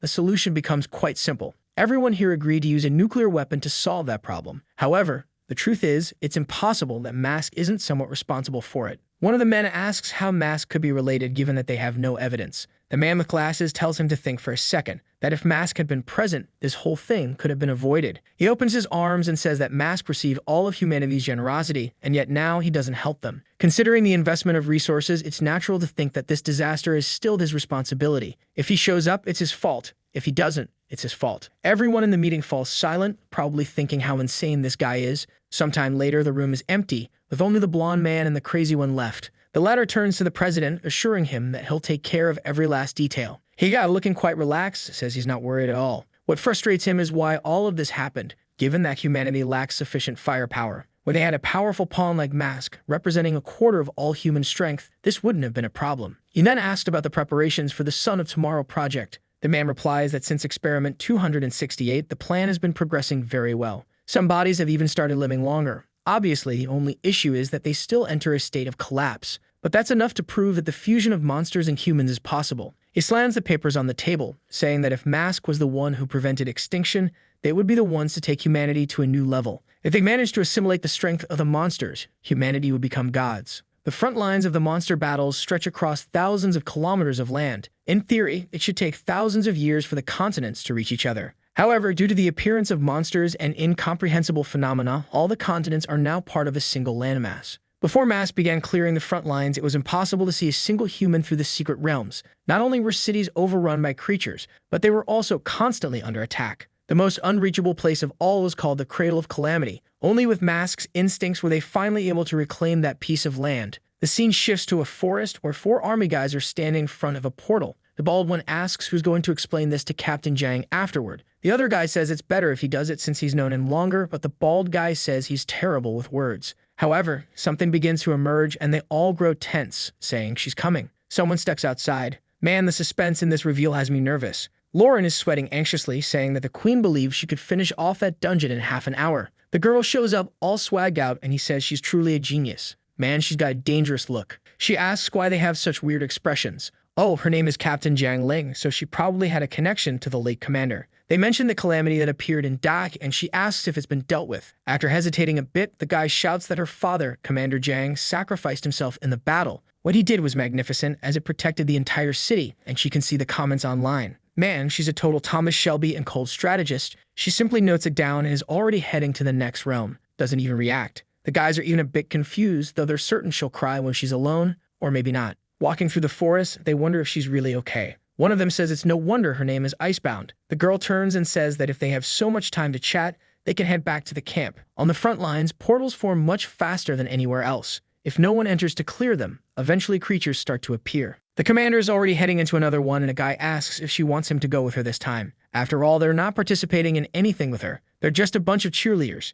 But he only asks if he really thinks something that simple would stop her. The poor guy feels embarrassed and says there's no way something like that would happen. With that, she steps toward the portal and disappears. The guys comment that she has the same intimidating aura as a high-level monster. Only someone with such unbreakable has a chance to change humanity's destiny. The dark-haired one says he thinks the captain has fewer emotions than the monsters themselves. Inside the cave, she walks beside a lake. She activates electricity on her lance as she moves forward, but then she's startled. The Murloc fishmen had all been cut down. She wonders which team did this, but can already imagine the protagonist behind it. Like those others before, she examines the wounds and realizes it's the work of a single weapon. She can't believe there's someone else who enters this secret realm alone, just like her. It's then that she senses something and a presence passes by her. Immediately, she activates her power, focusing, and it's a Murloc Sharkman. Man, I thought the attack was on her, but it was our boy dodging with ease. She's impressed that someone with such a low level has that much skill. The guy has fatal injuries, and any other normal person would have died against those 3 beasts a long time ago. But even alone, he's managing to fight skillfully. She activates her lance, vanishes, and lunges at the 3 beasts.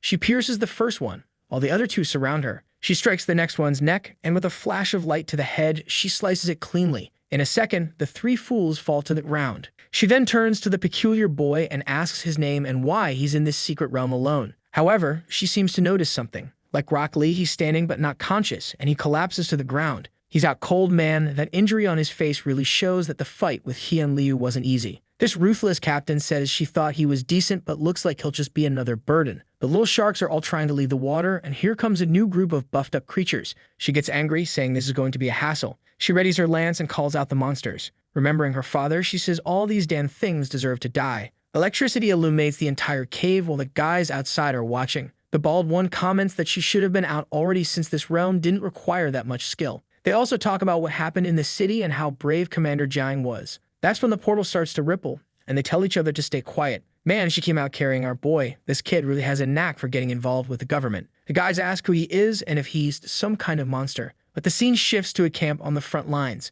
There are many camps like this nowadays, and in each of them, at least a quarter of the population is connected to the war. Although the Awakened have mostly assimilated into normal life, there still aren't enough healers. That's why healing work is still done by regular doctors. The doctor says that the injuries this guy has would be fatal, even for a professional, yet he seems to have a sort of healing power that's helping him recover in a way the doctor has never seen before. And who would have thought our girl has an arm like Ramondino's? The doctor explains that the boy's injuries are related to radiation, but with his healing ability, he'll soon be back on his feet. Then a blonde man appears, saying there's no need to keep him in the hospital. This is the Supreme Commander of Camp Number 3, known as Liang Zhengyi. Jiang calls him Professor. The scene then shifts to Camp Number 3, where our boy is in the infirmary. On TV, everyone is talking about the disaster that occurred that day, showing images of the soldiers who gave their lives to save the city. Zhengyi comments that the commander died unnecessarily. However, our dear Jiang, whose full name I don't know yet, says nothing. The man continues, saying that for people like them, dying in battle is like coming home. Both of them would have made the same choice as the commander in that situation, so there's no reason to dwell on it. He tells her not to hate herself over it and begins to leave the room. But before going, he tells her to gather some information about the guy sleeping there, since that sword beside him is very intriguing. Man, this sword gives him away wherever he goes. She asks what's so different about the sword and if the professor knows the boy's identity.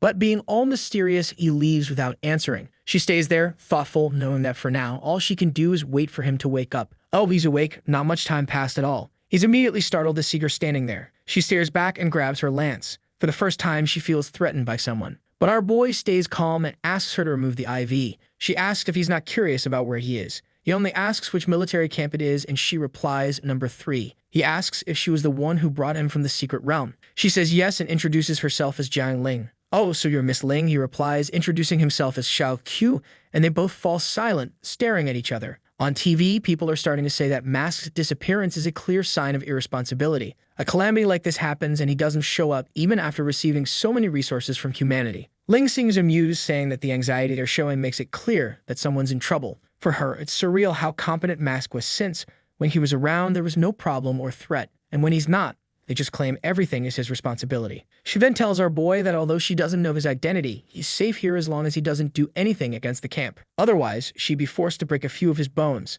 Boldly, he says she wouldn't be able to do that, leaving her confused. He repeats that she couldn't break his bones because she wouldn't be able to beat him. She grits her teeth but says fine, and she'll just move up the date for when she gets to fight him. Then she says she can't stay there anymore since she has to go clear the next secret realm. I'm still impressed when I see that combination of biceps and a slender frame. As soon as she leaves the room, the guys ask why the commander wanted to bring this man to this place. They keep asking which team he's from and why he was alone in that secret realm. The bald guy wants to know his name, and she just says, Xiao Ku. The guys say the name sounds familiar, like they might have seen it on TV, but they can tell that the captain seems unusually irritated today. Just then, our boy steps out of the room, and they take a look at him. They ask if he's okay and where he's going. He replies that he's heading to a secret realm, and the guys ask if he's lost his mind. Xiao Ku's heart is beginning to assimilate with the core he consumed, and now he feels his body demanding the life force of others. He needs to kill monsters to absorb their vital power and start healing his wounds. One guy tells him to wait, saying he can't enter a secret realm without a team. But another voice tells them to let him go, as one less secret realm benefits everyone. It's the Supreme Commander who steps in front of everyone. He always has that smug look like he just passed gas. One of the guys says the boy can't break the rules, but the commander just says that rules are meant to serve people, not the other way around. As the supreme commander of this camp, he gives this order and asks if anyone disagrees. Of course, the guys are spineless and immediately say, no, sir. He then looks at our boy again with that smug expression. The chief orders half of the group to accompany the boy and the other half to go with Jiang Ling. Now she's all geared up in her swag, ready for action. The guys approach and say they finally found her. She asks where the others are, and they explain that the boy already went to another realm, and the commander sent 2 along with him. She's shocked that he's crazy enough to go straight into a secret realm as soon as he woke up. The guy responds that he's definitely arrogant, while Ling stays silent. She tells them not to worry, maybe he has his own reasons. From afar, someone asks if the guy is really that strong. Meanwhile, with Xiao Ku's team, the guys are talking about a bunch of wars and the commander's sacrifice, asking if he's strong. So much chatter. The king of few words only says he has no connection to any of it. The blonde guy with a beard says he thought he somehow knew the supreme commander. Xiao Qiu asks why he's the so-called Supreme Commander, and the guy says he's a living legend. Man, now things are serious. The guy explains that the commander seems blind but has better vision than anyone. That explains why he always has that smug look. Well, I take it all back. The guy really is blind. He detects monsters through sound and smell. I was wrong, but they trolled me too. They could have done a Hyuga-style thing with blank eyes to help me figure it out. The blonde guy explains that the Supreme Commander fought side by side with Mask when the front lines were established. They were part of what was known as the front line of creature repulsion. Xiao Fu remembers the name and wonders how long it's been since he did that. Back then, no one had a good impression of him, yet he led 3,000 people to reclaim territory stolen by monsters. It had been ages since a human had set foot there, and that place was uninhabited. The land, sky, underground, and waters were full of countless creatures attacking from every direction. They went from 3,000 people to 2,000, 500 to 2,000 until only 1,000 were left. But they reclaimed that land and proved humanity that they could walk on it again. Those who participated in these incursions became the world's most powerful fighters, and with this new strength, humanity claimed new territories from monsters and began to be reborn. Now, standing in front of the portal, the guys say they don't know his identity, which is why they're coming along. They wanted to help, but Xiao Fu questions what they're talking about. He tells them it won't be necessary since he's fine on his own. Man, these poor guys really are just chauffeurs going back and forth. Once inside, he takes a deep breath, feeling relaxed. For him, there's no better smell than that of the secret realm full of monsters because that's where he loses control and starts killing everything. The first creatures to appear are the antenna wolves, and Xiao Qiu calmly approaches them. He says that 3 minutes is the maximum time he can maintain his monster form since his body is far from fully recovered. But that's more than enough. He disappears in a blur and slices through all the creatures. As usual, the little critters are all sliced up and fall lifeless to the ground. They dissolve, turning into life energy fragments and begin flowing toward him. Now, with the heart of obscenity he absorbed, he can extract life from any creature, and the best part is that this extracted life starts to heal his body. Outside, the guys wonder when they should go in to check if he's okay. Another guy replies that he'll be a while since he's probably just wandering around the forest, avoiding monsters.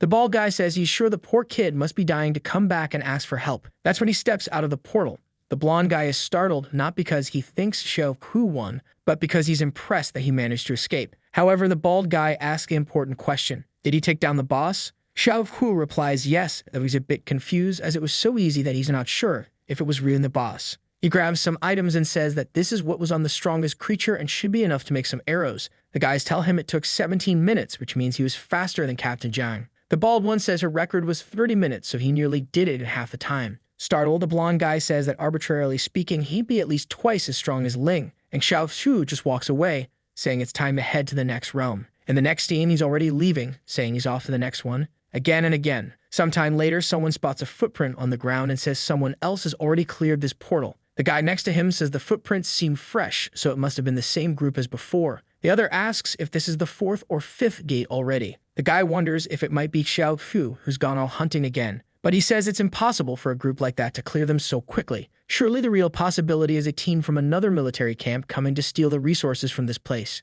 Ling, however, just says that's good since they have people to help, and it's time to go back. But in truth, she's angry, wanting to know who had the audacity to do this. When a team returned to the camp, they had to register what they've received. Depending on what they brought back, they could request various rewards and even one-on-one lessons with the Supreme Commander. When she arrives, she sees our boy with the guy at the counter asking if he really cleared 17 secret realms. The bald guy shows the sheet, saying to check it. These areas' energy had disappeared. The guy admits they do seem to be finished, but finds it hard to believe it was only them. The bald guy throws a bag full of items onto the table, asking if that proves anything. Embarrassed, the guy with glasses says it's not that he suspected them, it's just strange that someone could clear so many secret realms in a single day. The bald guy, now a fan, says Xiao Ku was recommended by the Supreme Commander himself. The guy hands over the sheet for a secret realm near Camp Number 1, saying that 2 teams had already died trying to go there. Since they were so strong, maybe they could handle it. Xiao Ku takes the sheet and says he accepts the request. The bald guy can't stop praising him, saying he's even stronger than Jiang Ling. Of course, the guy at the counter coughs and tells him to take a look behind him. Man, he better run. She's got those strong arms.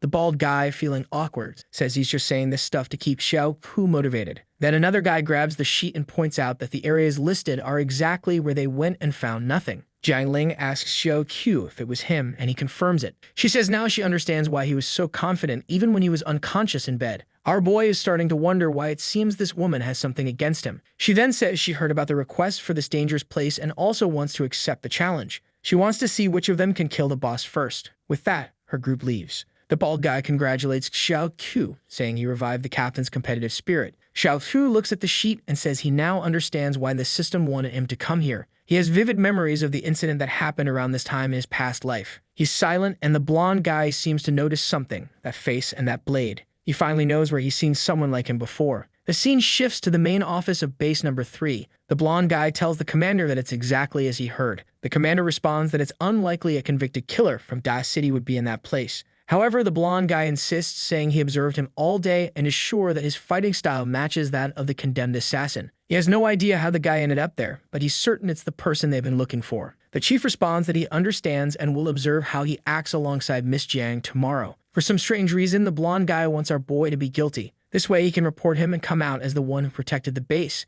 But honestly, I think they wouldn't make it out alive. Sometime later, the scene shifts to the front of the portal. Everyone is begging Jiang Ling to let them go with her since it's so dangerous this time. She knows they're worried since 2 teams have disappeared there, but as always, just like our boy, she ignores them and starts walking. Or not. Look at how humble she is. She looked back and told them to follow, but she warned them that the competition was between her and Xiao Qiu, so no one should interfere. The blonde guy with the beard is there, confused since the commander said he'd show up, but he hasn't arrived yet. It's a shame, but he can't wait as he also has to observe this. The group finds themselves in front of a massive tunnel. One of the guys raises his hand, noting that the temperature is normal, the humidity is stable, and there's nothing toxic in the air. But they quickly realize the place feels strangely cramped. If they got surrounded by creatures here, they wouldn't stand a chance to escape. A breeze then comes from the end of the tunnel, and everyone stares. The loudmouth mentions something, and now the creatures are coming. People start questioning why it feels like there are so many eyes coming toward them. Emerging from the shadows is a pile of crocodiles stacked on top of each other. Jiang Ling steps forward and readies her lance. The crocodiles charge, but she simply extends her arm and activates a lightning spell. An electric laser shoots forward, filling the tunnel with smoke. Once it clears, the tunnel is clean. The bald guy is impressed, saying that with one attack, she wiped out everything they were afraid of. She tells them to hurry up, and the bald guy tells our boy to be careful because this time the captain isn't holding back. But Xiao Fu doesn't even know why he's competing this way, finding it all rather foolish. They continue down the tunnel, and after a while, someone comments that they've been walking for 10 minutes without seeing anything. Then Jiang Ling stops once more. She says they passed the region where the 2 teams lost contact. However, they still haven't found any bodies in this place. A guy suggests that if they lost to those crocodiles, they might have been devoured or perhaps wiped out by an attack like hers that left nothing behind. Then someone asks if they heard that. He's pressing his ear to the wall, and people ask if he's gone mad. But here comes something else. The tunnel starts shaking and a gust of wind blows. This time, what appears is a massive alligator 2.0 running toward them, so big that it barely fits in the tunnel.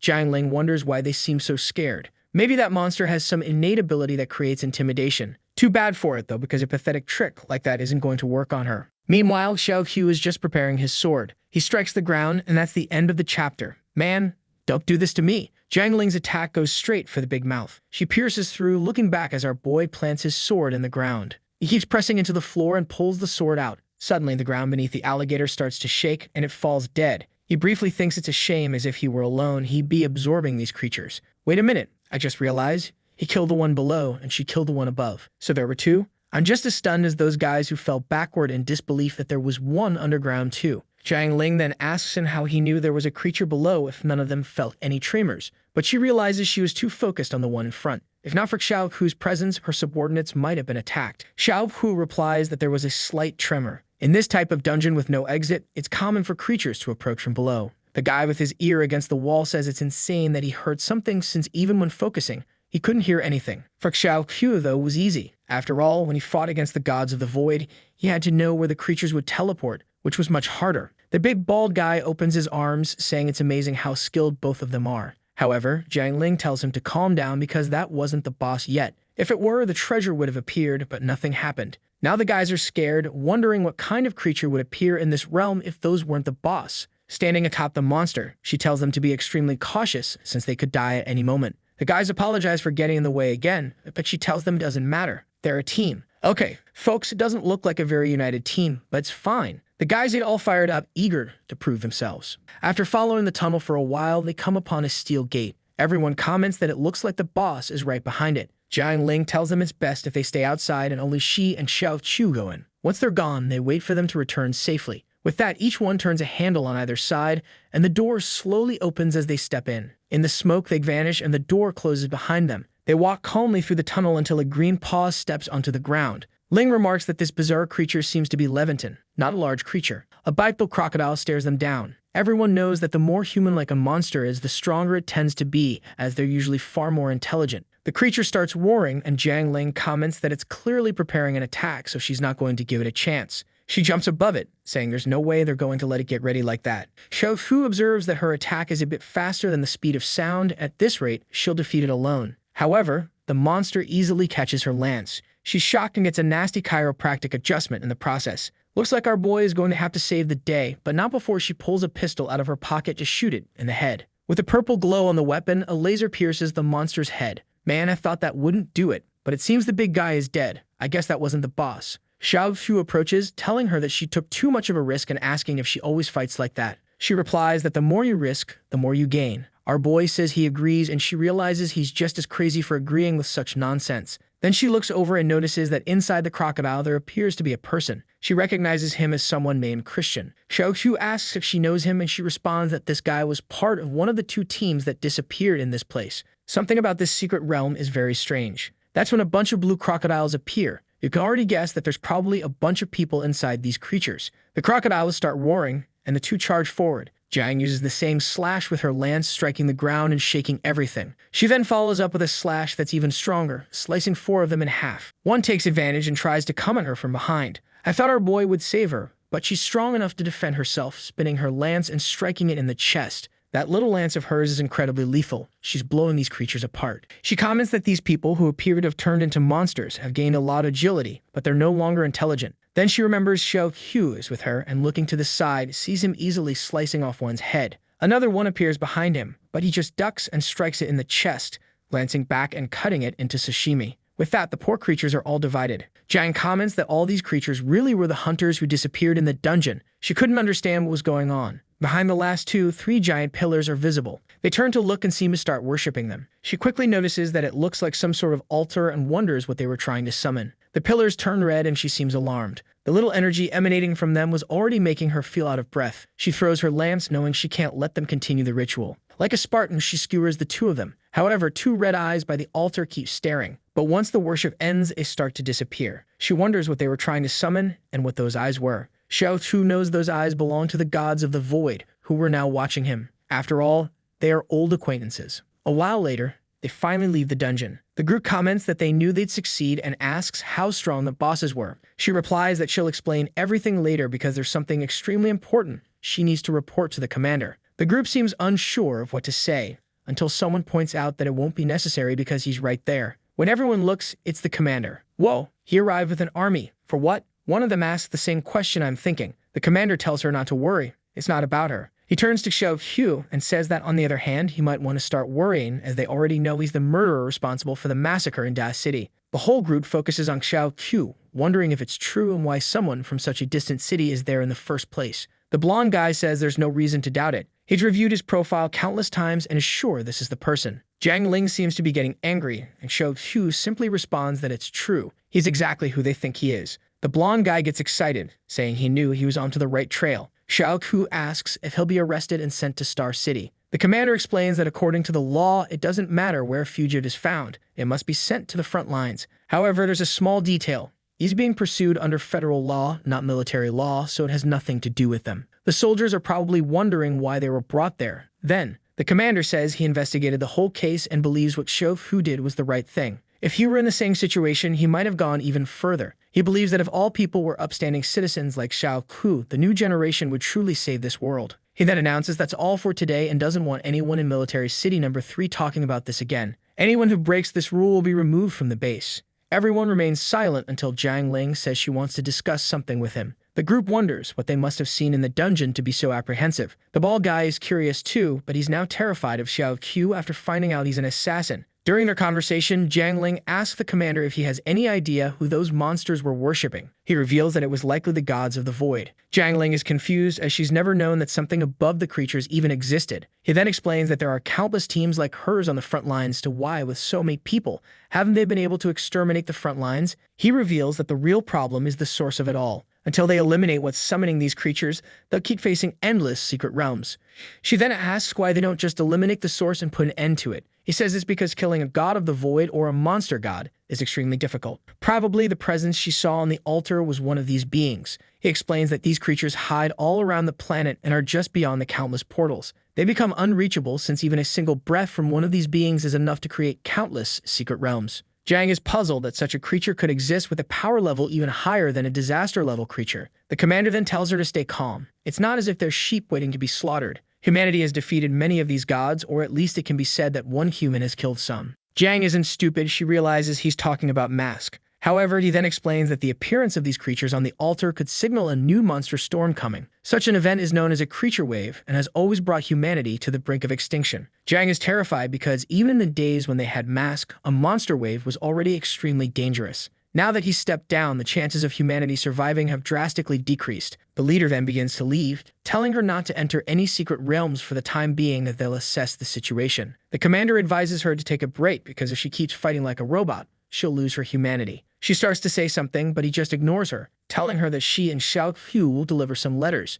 Now that Xiaoqiu's identity has been exposed, he suggests it would be best for him to start hiding his face. He tells her to prepare a mask for him. Imagine if she takes inspiration from the past mask and gives him an old-style one. What a coincidence that would be. The scene shifts to a desert with a train moving across it. Inside, the team is relaxing. Man, they brought back that incredible mask design. It's really a fantastic look. Kudos to the team involved. The bald guy asks how Xiaoqiu feels about riding in the frontline exclusive vehicle known as the armored train. It may be a little uncomfortable and not the fastest, but it's certainly the most resilient on these lands. One guy tells him to stop giving the same speech every time a new person joins. Another asks why they have to go in person to deliver such important information. The bald guy only replies that it must be highly classified, so they shouldn't let anyone know about it. Just then, they hear a noise outside. Someone climbs the stairs and sees a car following them. What's this? The guy immediately pulls out a gun, ready to shoot without even knowing if the person's an enemy. The guy with black hair comments that they're in M2 territory, and it looks like those guys haven't been working enough, given that creatures are now escaping the secret realm.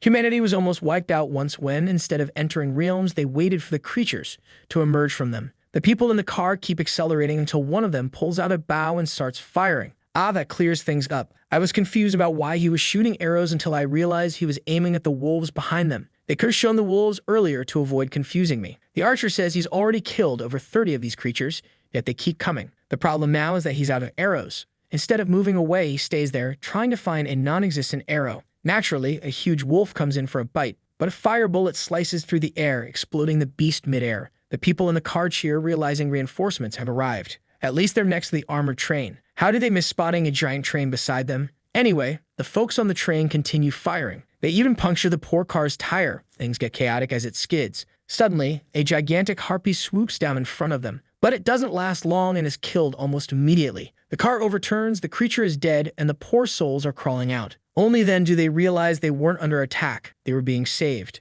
The train keeps approaching and the protagonist group starts moving toward the men.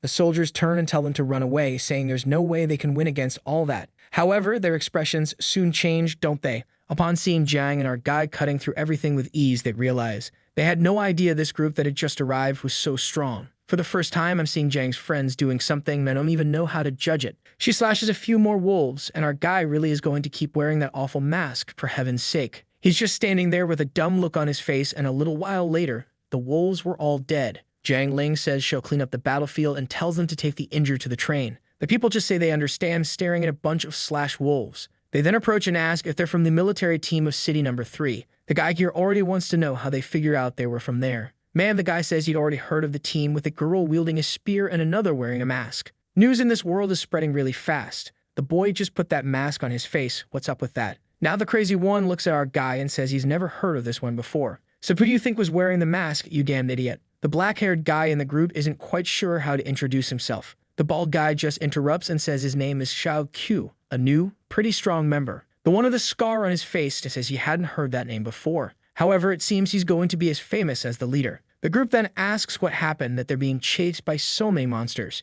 They explain that they were exploring a secret realm when suddenly, an unusual number of monsters appeared. It thinks it's the fault of the office people who don't notify them about things in time. The seal on that place had already been broken for a while, but no one had noticed. Jang asks what's going on with all these realm seals breaking. The guy explains that strangely, many realms are appearing at their base, so they can't keep up with them all. The plan was to try to manage for a while, but it clearly isn't working out very well. Jiang Ling starts wondering if this is related to the monster wave that's coming. She then says it's better for them to head to the military city right away. The scene doesn't change to that square, man. This little city is compact. At the top, a guy with binoculars watches and says he saw some teams leaving there, but no one was coming back. Of the 30 teams that went out to hunt, 3 came back today and 7 returned yesterday. So where had all the rest ended up? The guy says that all these realms opening up are making them work more. And maybe even they, the ones on watch, will have to get involved in this. Then the blonde seems to spot something. The desert train approaching. The guy then tells him not to worry anymore because they'll have to welcome these people from another city. The procedure was to show the flags to stop the train for a few security measures. However, something unexpected happened. The train didn't break, man, it crashed right through the entire wall. An explosion happens, smoke rises, and the people approach to understand what's going on. The top hatch of the train opens and someone comes out. Or actually, it looks like they were thrown out, doesn't it? Because a heap fell to the ground. The guys recognize it as a hunter, and something comes out from inside that thing. Whoa, man. I thought it was our guy's train and our boy was going to be transformed, but there's a giant golden beetle in there. What's going on? And the worst part is, more bugs start pouring out of the train. Kid, look at the size of these bugs. Imagine the fear that would give you. Run for it. Man, this guy has good aim. Clearly, he's got 3 targets and he's aiming right in the middle. A legend. But, well, if you're dead, you gotta hit the creatures, not shoot up into the air. In 10 seconds, the base was already in chaos. The entire place was being overrun by the creatures. And that monster, standing there like a total Giga Chad, was coordinating his army. I like that they put a speech bubble with a sound effect. You can totally understand what he's saying. Now it's clear. That was a different train. And back on ours, the guy asks Jiang if she's really sure the monsters are going to attack the city. He says it's impossible because monsters don't have intelligence, and even if they did attack in an organized way, there's a Class 7 hunter in that place. She just looks away and says she hopes he's right. However, she knows that if it really is a monster wave, a level 7 hunter can't stop it. Even a level 9 wouldn't be unlikely to die in a situation like this. That's when her pupils contract. From a distance, they see Military City 2 engulfed in flames. The people inside already know something's happened. On the radio next to them, a message comes through saying it's from City 2. The person says the entire city is being invaded by monsters right now. They're begging for reinforcements or everyone there's going to die. The High Commander had already died, and they'd lost all control of the city. On the horizon, you could only see the smoke rising and explosions going off. Jiang Ling says that the city really has met its end, and maybe this is that monster wave they talked about. But she orders them not to change direction and to keep heading straight for the city. The bald guy says this isn't a good idea since it must be swarming with creatures. However, she says they have to go there to save the survivors and figure out what happened in that place. One of the guys bangs on the wall in frustration. He says those bastards from Stellar City should all die for taking away the mask's power. One of them agrees, saying it even seems like the monsters notice he's no longer around. The entire cabin falls silent, and the little bald guy decides to say something to try to lift everyone's spirits, asking if they noticed something cool that happened. He says that Xiao Hu wearing a mask looked a lot like a mask. Not only the body, but also the height was identical. Come on, what a coincidence. Isn't that weird? It's almost like there. Our boy is standing there like a statue while they say it's the perfect cosplay. It's almost like he's the real one. The bald guy puts a hand on his shoulder and asks if he feels like the real mask right now. Our guy says yes and says that he is the masked man. The guys go silent and start saying they want a signature, an autograph for their brothers who love him. I'm not sure if they're serious or trolling here. I'm confused, folks. I think they want to pretend Xiao Hu is the new mask, right? But they don't know that. Actually, never mind. Jiang Ling tells him not to disappoint anyone with this new identity of his. She then glances outside and sees the city engulfed in flames. In the sky, a swarm of bugs is flying, and she wonders if that's what wiped out that place's military strength. Then, from a distance, they see a group running, crying for help. They were a few soldiers and the last survivors from the city being chased by the golden beetle. With her sharp reflexes, Jiang Ling fires 3 headshots and Aspes of Valorant films the move. She readies a spear and nails 2 more. Man, now she's turned into Leonidas. She's got some serious inspirations. What's going on, girl? The spear kept going, exploded in the sky, and made the bugs rain down.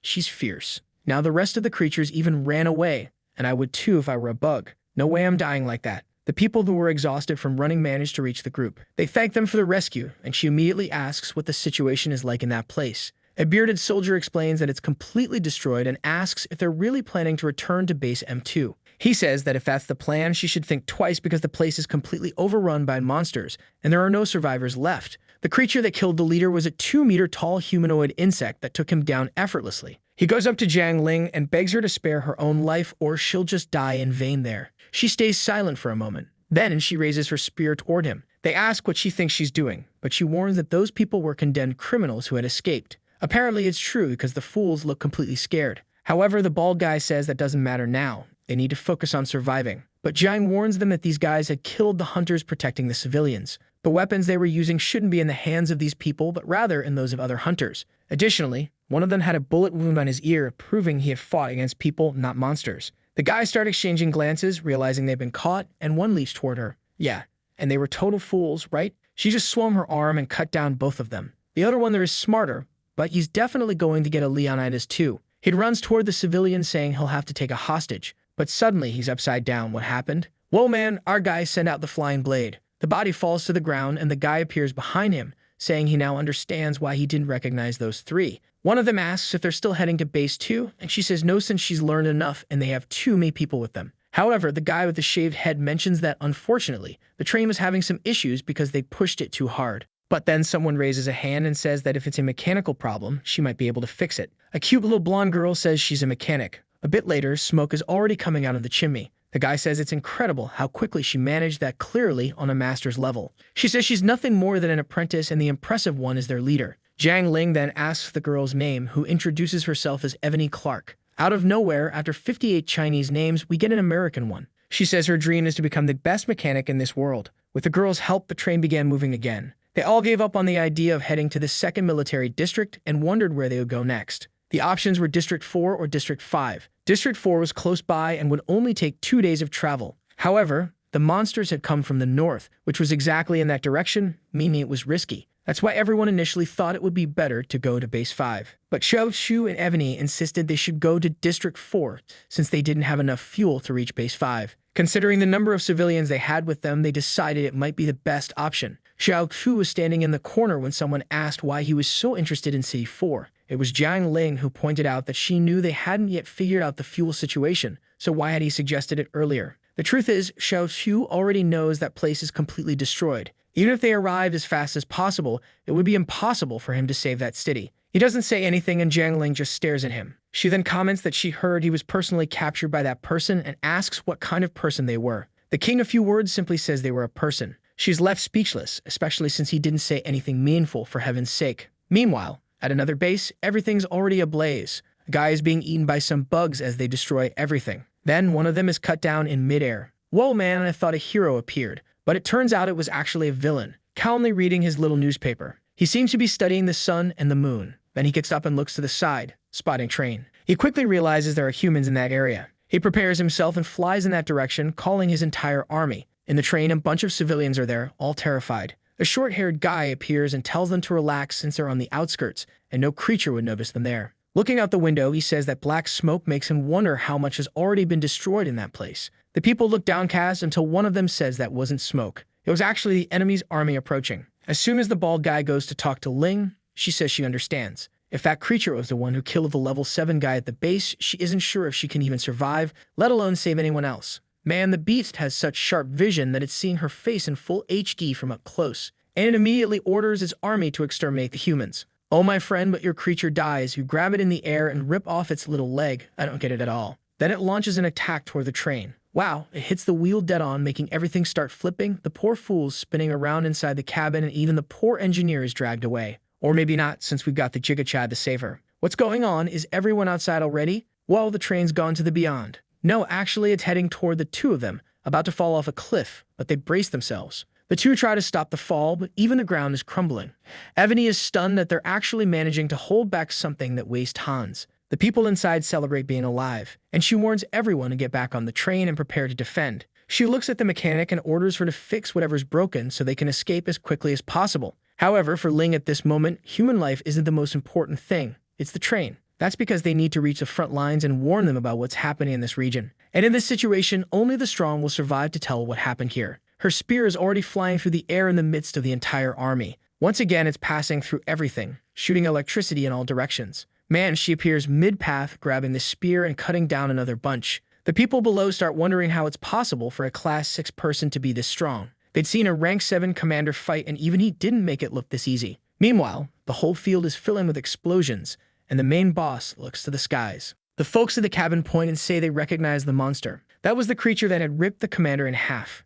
Xiao Shu and Ling observe until she disappears in a flash and is face to face to strike it with her spear. The attack seems to go through, but it moves and vanishes in front of her. With its arms crossed, it's already at her side. She realizes it's way too fast and gets a kick to the gut. She plummets to the ground like a meteor, creating a crater on impact. The group yells for her, but the boss is already flying her way. It readies a scythe and comes in for the attack. The poor girl is immobilized. Or not quite, because she manages to grab her spear in time to defend herself. The problem is that even blocking part of the attack, the scythe is already close to her forehead. Then someone rushes in and lands a punch on the boss. Man, the creature is thrown far, crashing through a bunch of trees. Jiang Ling is confused and Shou Chu says he'll handle it. Meanwhile, she's supposed to take care of the rest of the people. With no other option, she tells him he better not die to that monster. The creature is still being hurled through the trees. It finally stops flying for a bit and plants its feet on the ground. The perfect field is set for the two to face off. Slowly, Xiao Qiu approaches. The boss asks why a human has the same scent as him.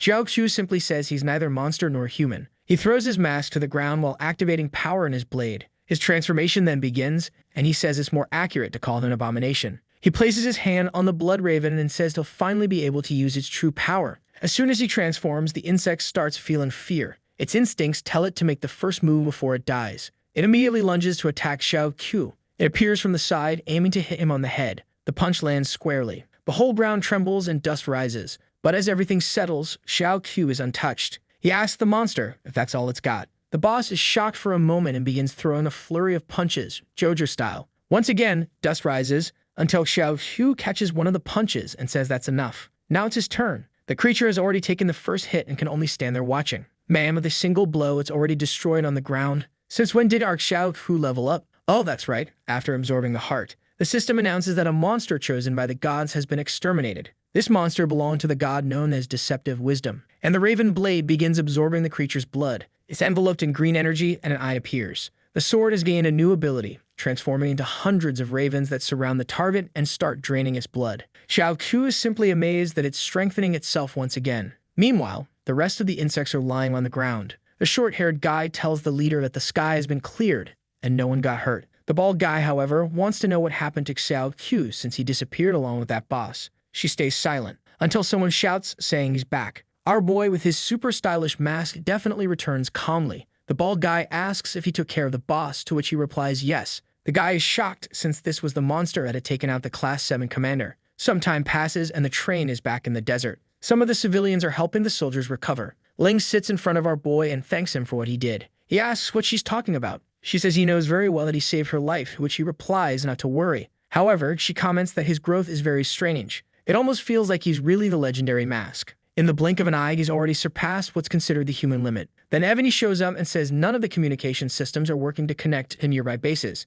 The issue, though, doesn't seem to be with the system itself. Jiang tells her to explain, and Ebony says something is blocking the signal from going out or coming in from anywhere else. It's as if some entity wants to isolate them in this desert. The system appears before Xiao Qiu, and his worst fear is confirmed, as the mission is to exterminate the monster wave. The army will be led by a monster god and will attack all of humanity's front lines. The goal is to stop this wave, and the reward is to gain half of the transformation to become a monster god. The train keeps moving through the desert while they can't reach anyone. Then, all of a sudden, someone from Base L4 manages to send a message, asking them to respond. Ebony says that's strange since no one responded yesterday. Ling says she understands and tells her to go ahead and talk. She then picks up the phone and says they're from military base number 3 and are carrying a bunch of civilians on a train. The people on the other end tell her to seek refuge at base 4 since they had information that base 2 was wiped out. Ebony gets excited and says they can finally refuel the train. The group starts to relax, saying they finally got some good news. However, suddenly the radio beeps again, and a voice tells them not to believe any message coming from base 4. That place has already been overrun by monsters. Ebony is confused. It couldn't be possible that the creatures were smart enough to mimic a human voice. But Jiang Ling remembers those crocodiles with humans inside and realizes it could be something like that. She picks up the communicator and demands that the person explain what's going on with the base being full of monsters. The person says they're refugees who fled from base 4, which was destroyed 2 days ago. A wave of monsters entered that place, and stupidly, they opened the doors. Even the 3 level 8 commanders had already died in battle. The guy is shocked, especially since level 8 is the peak for a human, and those people even receive the title of hero. However, the voice on the communicator just continues to beg them not to believe anything they hear. He gives them another set of coordinates and asks if they want to take the train to that location. But then another voice chimes in, asking them to come to the city for an interception. Now everyone on the train is tense, unsure of what to believe. They ask the leader what they should do, seeing as things are so chaotic. The group starts wondering if maybe the people saying the base was destroyed were lying. Maybe they were the monsters trying to lure them elsewhere since base 3 had 3 level 8s. Jiang doesn't know what to think in this situation and asks Xiao Hu for his opinion. He simply responds that they won't go to either option. Both are traps.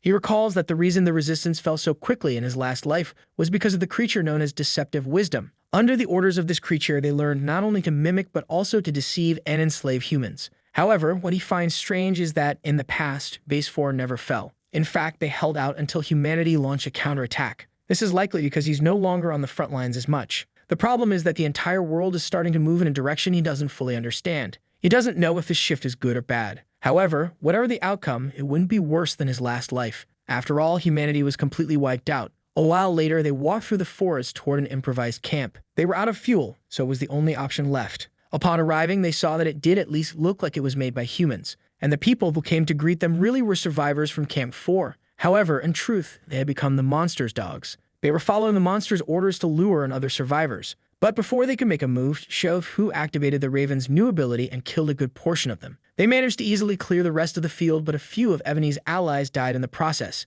They assured her it wasn't her fault, but she continued to blame herself. I don't know if this was a message he left, if it happened in the past, or if it's already happened. But I know they're back on the train and soon we'll understand everything. Jiang Ling says that the people at Base 4 lost communication at the same time they did. They were likely deceived by the monsters, which is how they lost the base. What she can't believe is that the monsters are so intelligent. However, Xiao Hu confirms that they are now. That's because the god known as deceptive intelligence isn't very powerful. But guess what? He's incredibly intelligent. He's extremely skilled at deceiving humans and very difficult to locate. She then says his sword is very powerful and asks for its name. He replies that it's called the Blood Raven, which he received from a friend. This makes him pensive as he got it from Yan Kwan, who died at his hands. But he remembers that no matter what choice he made, people always judged him. He'd been through this many times, so he wasn't going to look for any meaning in this occurrence. The guy with the binoculars then tells the leader to take a look outside. There seemed to be smoke coming from the other side of the mountain. It was the wave of monsters approaching, and man, there were really a lot of them. Ling comments that they seem to be advancing toward the military base just like they are. Then the little bald guy suggests they take another look. There were a bunch of futuristic tanks approaching as well. They fired and began to blow up the creatures in the sky and on the ground. Ling praises the teamwork and says the monsters will be dead soon enough, until the bald guy looks back and says that allies have finally appeared. He steps out to greet them and introduces himself as part of the military group from base number 3. But at that moment, the men point their weapons and tell him not to move. A human with a massive sword on his back steps forward. The bald guy was about to say something, but the person with the sword on their back told him to stay quiet or he'd be executed on the spot. Confused, they ask why they're being treated like traitors. The guy responds that they came from the same direction as the monster horde but look unharmed. Then someone steps forward and says not to panic. He knows them. It's our dear blind guy, all shot up. The scene then shifts to military base number 1. This place has the field of redemption, where suspects of treason are sent. A bit later, Jenny says he understands where they came from. Man, our dear Ling is already in jail. What's going on, girl? Shenji tells her not to worry about base 3. They left in time and only left a bunch of bombs there. That, however, doesn't cheer her up since it means the government gave up on a place that cost trillions to build.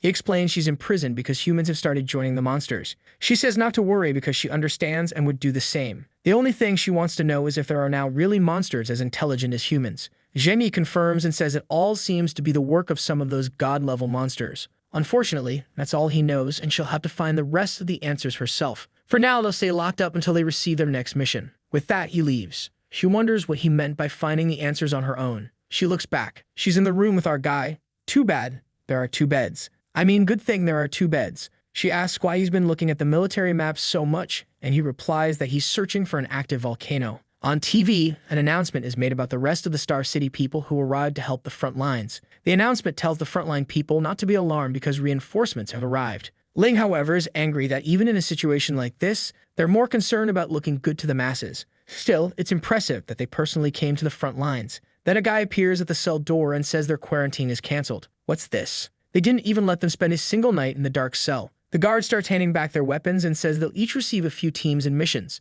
Jiang Ling knows the investigation isn't over, so if they're already being sent out, the situation must be terrible. Xiao Shu then says he wants the girl named Ebony Clark on his team. A little while later, we see all the people. It seems they'll have to form a team right there. Ling asks if this is all that's left in the redemption camp, and the guy says, unfortunately, most have already been taken. She replies that it's pointless, as having a weak person by her side is worse than having no one. But the guy tells her not to worry about that and just hands her an oktak, saying it'll help her team. She, of course, says that's not her concern, but Xiao Tu seems excited, saying it'll be very useful. Their first mission is to head to the northwest border, which isn't easy. Our guy, motivated, says they're on their way. The guy is puzzled by his lack of hesitation and asks if he didn't hear that the situation there is terrible. Xiao Chu says that's exactly why he wants that place. Besides, he also wants some military maps, a few bombs, and some people. Jiang Ling just looks at him and tells the guy to follow what the boy is saying. They'll choose that area. The guy understands but can't fathom why they want to die. He warns them not to regret it when the time comes.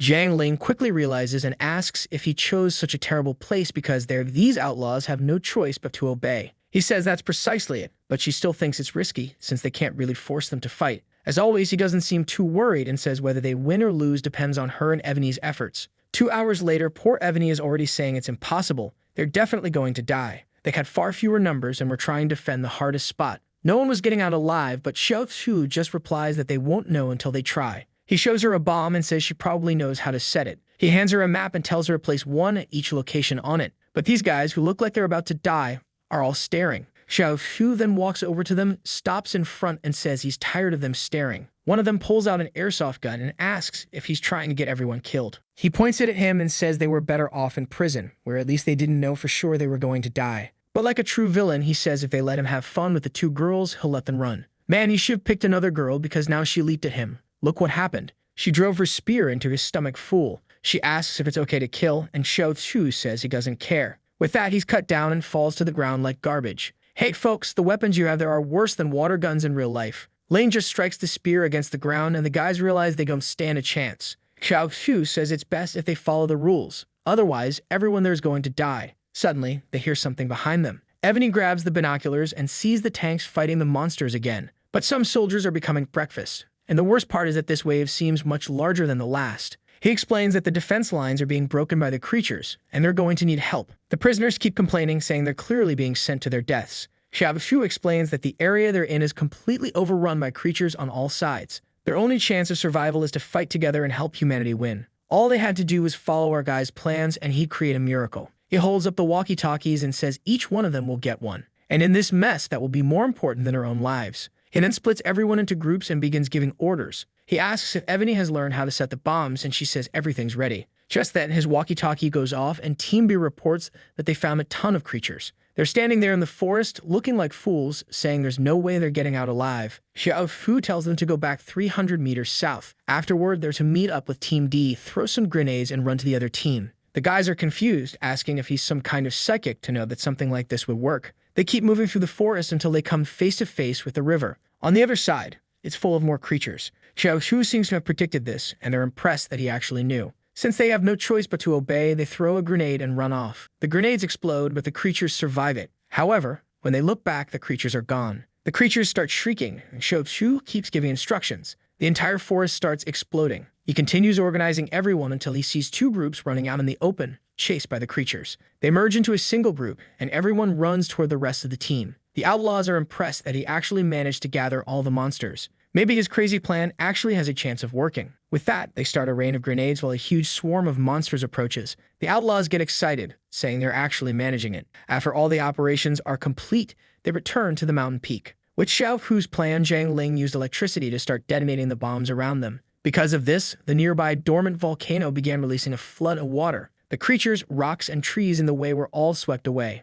In seconds, thousands of monsters were all washed away. The miracle our guy had promised had come true. The generals from Star City were all shocked as our guy had surpassed everyone's expectations. However, at the same time, they started congratulating a man named Sun Ming, saying he had led this plan. As a gesture of goodwill, he sent a plane, and the imprisoned group thought they finally get a reduced sentence and be released. But nope, they're back behind bars, screwed over again. And of course, they're outraged when they find out they didn't get any credit for everything they did. This gave the people in the prison a reason to finish off everyone. The scene then shifts to the commander's mansion. Sun Ming says he heard there was an uprising in the prison. He finds this unexpected, as he'd taken the trouble to bring those people back from the front lines. The military man tells Mr. Song not to feel bad. All they had to do was take down those people before there were any further problems. However, there were still 3 people from the military cities he would keep an eye on. Sun Ming responds that he hates clever people and will keep an eye out to make sure nothing goes wrong. The guy then says that before he leaves, he wants to talk about the special weapon he requested. Song just responds not to worry.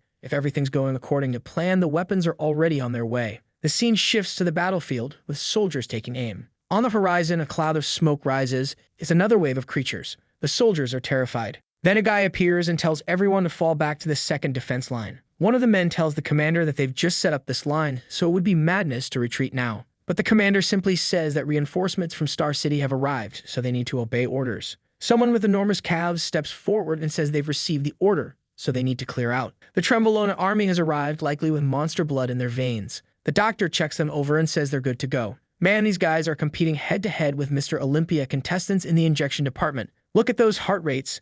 They'll be dead by 40. Sure, you're all pumped up and puffing smoke now, but let's see where you're at in a few years, man. Their eyes gleam, and with that, these new weapons charge in. The doctors remark that these guys are insane for injecting something like that without a second thought. Another responds that of course they would. They're practically humanoids. The other soldiers are terrified, wondering if this is the true strength of Star City. The creatures were all being ripped apart, and the soldiers don't stop. They keep advancing into the monster wave. The rest of the army is shocked, saying if they die this way, it's good for them. But the doctor just says he must be joking since these people can only use their true strength when they're in the middle of these waves. Staying close to everyone else would only limit their potential. The soldier is confused again, and then one of the Trembolona is surrounded by a bunch of monsters. He takes off his mask, and as expected, he's kind of monstrous looking himself. The little monsters actually look a bit cuter next to this incredibly ugly guy. He announces that he can finally show what he's capable of. It's time for the second dose, the third, the fourth, the fifth. The guy just keeps going. After a few more, he turns into an albino Ronnie Coleman. Whoa, man, his hands are already turning red.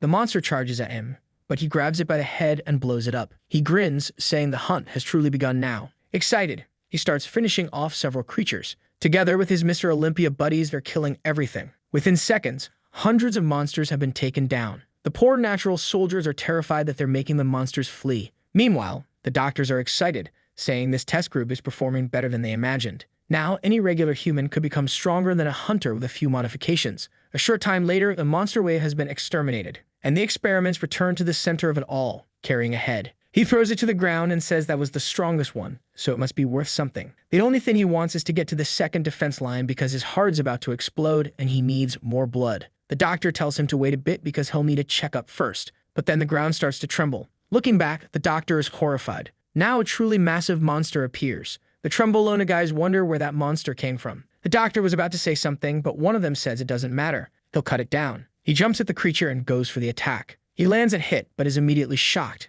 He's been caught like a fool. Seeing this, the doctor is sure that the creature is at least class 9. The guy considers injecting something, but the doctor says it's madness since everyone will find out. But the soldier replies that he doesn't want to die and will try to kill this monster. He injects the substance, which hits his back, and he starts going completely berserk. With that, his body begins to change, and he, too, becomes monstrous. The doctor is terrified, saying they're all screwed now. The other soldiers immediately notice and ask why that guy turned into a monster. The transformed man says it's time for this beast to die, but he's shaking and can't do anything. He wonders how it's possible that with 100% of his strength, he can't even move the monster's hand, and it just stares at him. The creature extends its other hand and squeezes him. Man, he starts screaming, telling it not to do that, but it's too late. He's crushed. Xiao Fu tells the doctor that this creature clearly has some level of intelligence. And the worst part is it seems like they're killing humans for fun. The scene shifts to another guy asking what's going on with all these class 9 monsters. The line goes silent, and he runs out. He reaches the balcony and looks out. Man, it's like Attack on Titan out there. He walks back inside, disappointed like a kid who didn't get a present,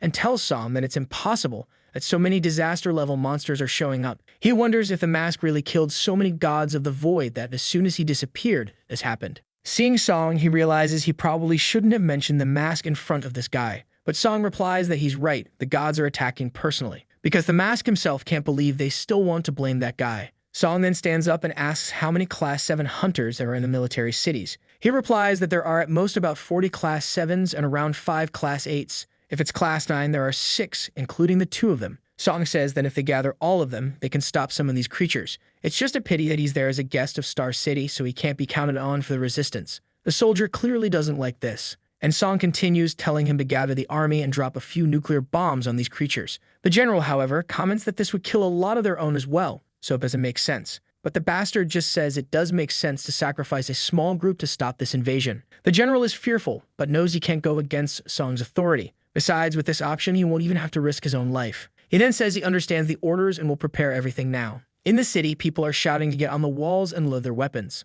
Ling appears, asking what's going on. Looking to the side, she sees the Attack on Titan monsters coming, man. She realizes exactly what it is, our dear Xiao Q. He says that's the presence of the monster god known as Deceptive Wisdom. The Titan continues roaring, grabbing other monsters on the ground and smashing them. It doesn't show any mercy, even to its own allies. It rolls the remaining creatures into a ball and hurls them toward the wall. The poor soldiers are startled and try to flee. However, it's turning into a literal rain. Told you it was like Attack on Titan or the Beast Titan's attack. What's going on? The Titan is even pitching. Way too intelligent. Stop it already. The two prepare and send another creature flying like a cannonball. It lands right on top of the wall, and there's another one there, holding two little swords like Eren. But man, look at those eyes. I don't think you stand a chance. Here comes the hand, and it's just like a mosquito swat. The monster even takes the opportunity to shoulder bash the wall, letting several creatures flood into the base. The soldiers who were defending are now being overrun. The only one able to hold her own is our dear Jiangling. She asks Xiao Hu if he has any plan to get them out of this.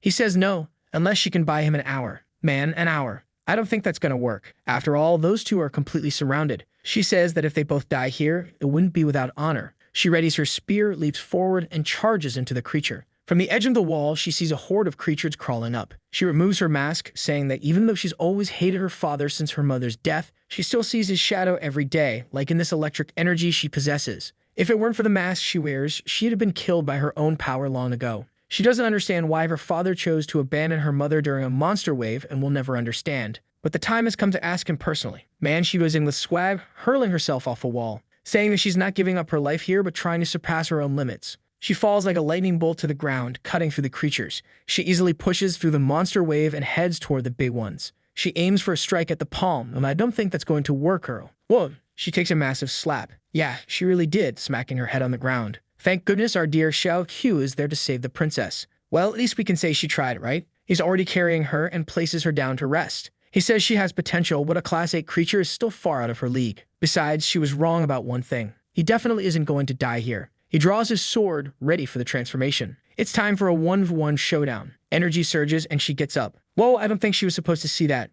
Right away, she asks if it's really Xiao Hu. The monster swings its arm, he just vanishes and strikes. A series of slashes later and a creature is practically sushi. He goes for the face and delivers a blood slash. It's a direct hit. The creature tries to defend itself. But I don't think it worked. The clean cut passes through. What's this man? Sliced in half with a red rain all around. Something bursts out. Oh, it's the blood he absorbed. The soldiers are a bit confused, wondering why the strongest monster still died like that. The soldiers are watching, and Song says he never imagined seeing such a humanoid. They were trying to create exactly that, but he had no idea a natural one existed. If they could capture this person, their research would progress tremendously. Just then, a voice on the radio says that 35 nuclear bombs are ready to drop. The soldiers look up and man, they're so ready they're already in the sky. The poor soldiers start questioning if they're just bait to lure the creatures. Meanwhile, Song wipes his glasses, saying their lives have value. The Federation of Humanity will always remember this sacrifice. But then in midair, a purple slash appears and an eye opens. Song is immediately alarmed, recognizing it as a god-level monster. He finds it impossible since a void creature shouldn't appear on Earth. After years of fighting the gods, humans had started to understand a few rules.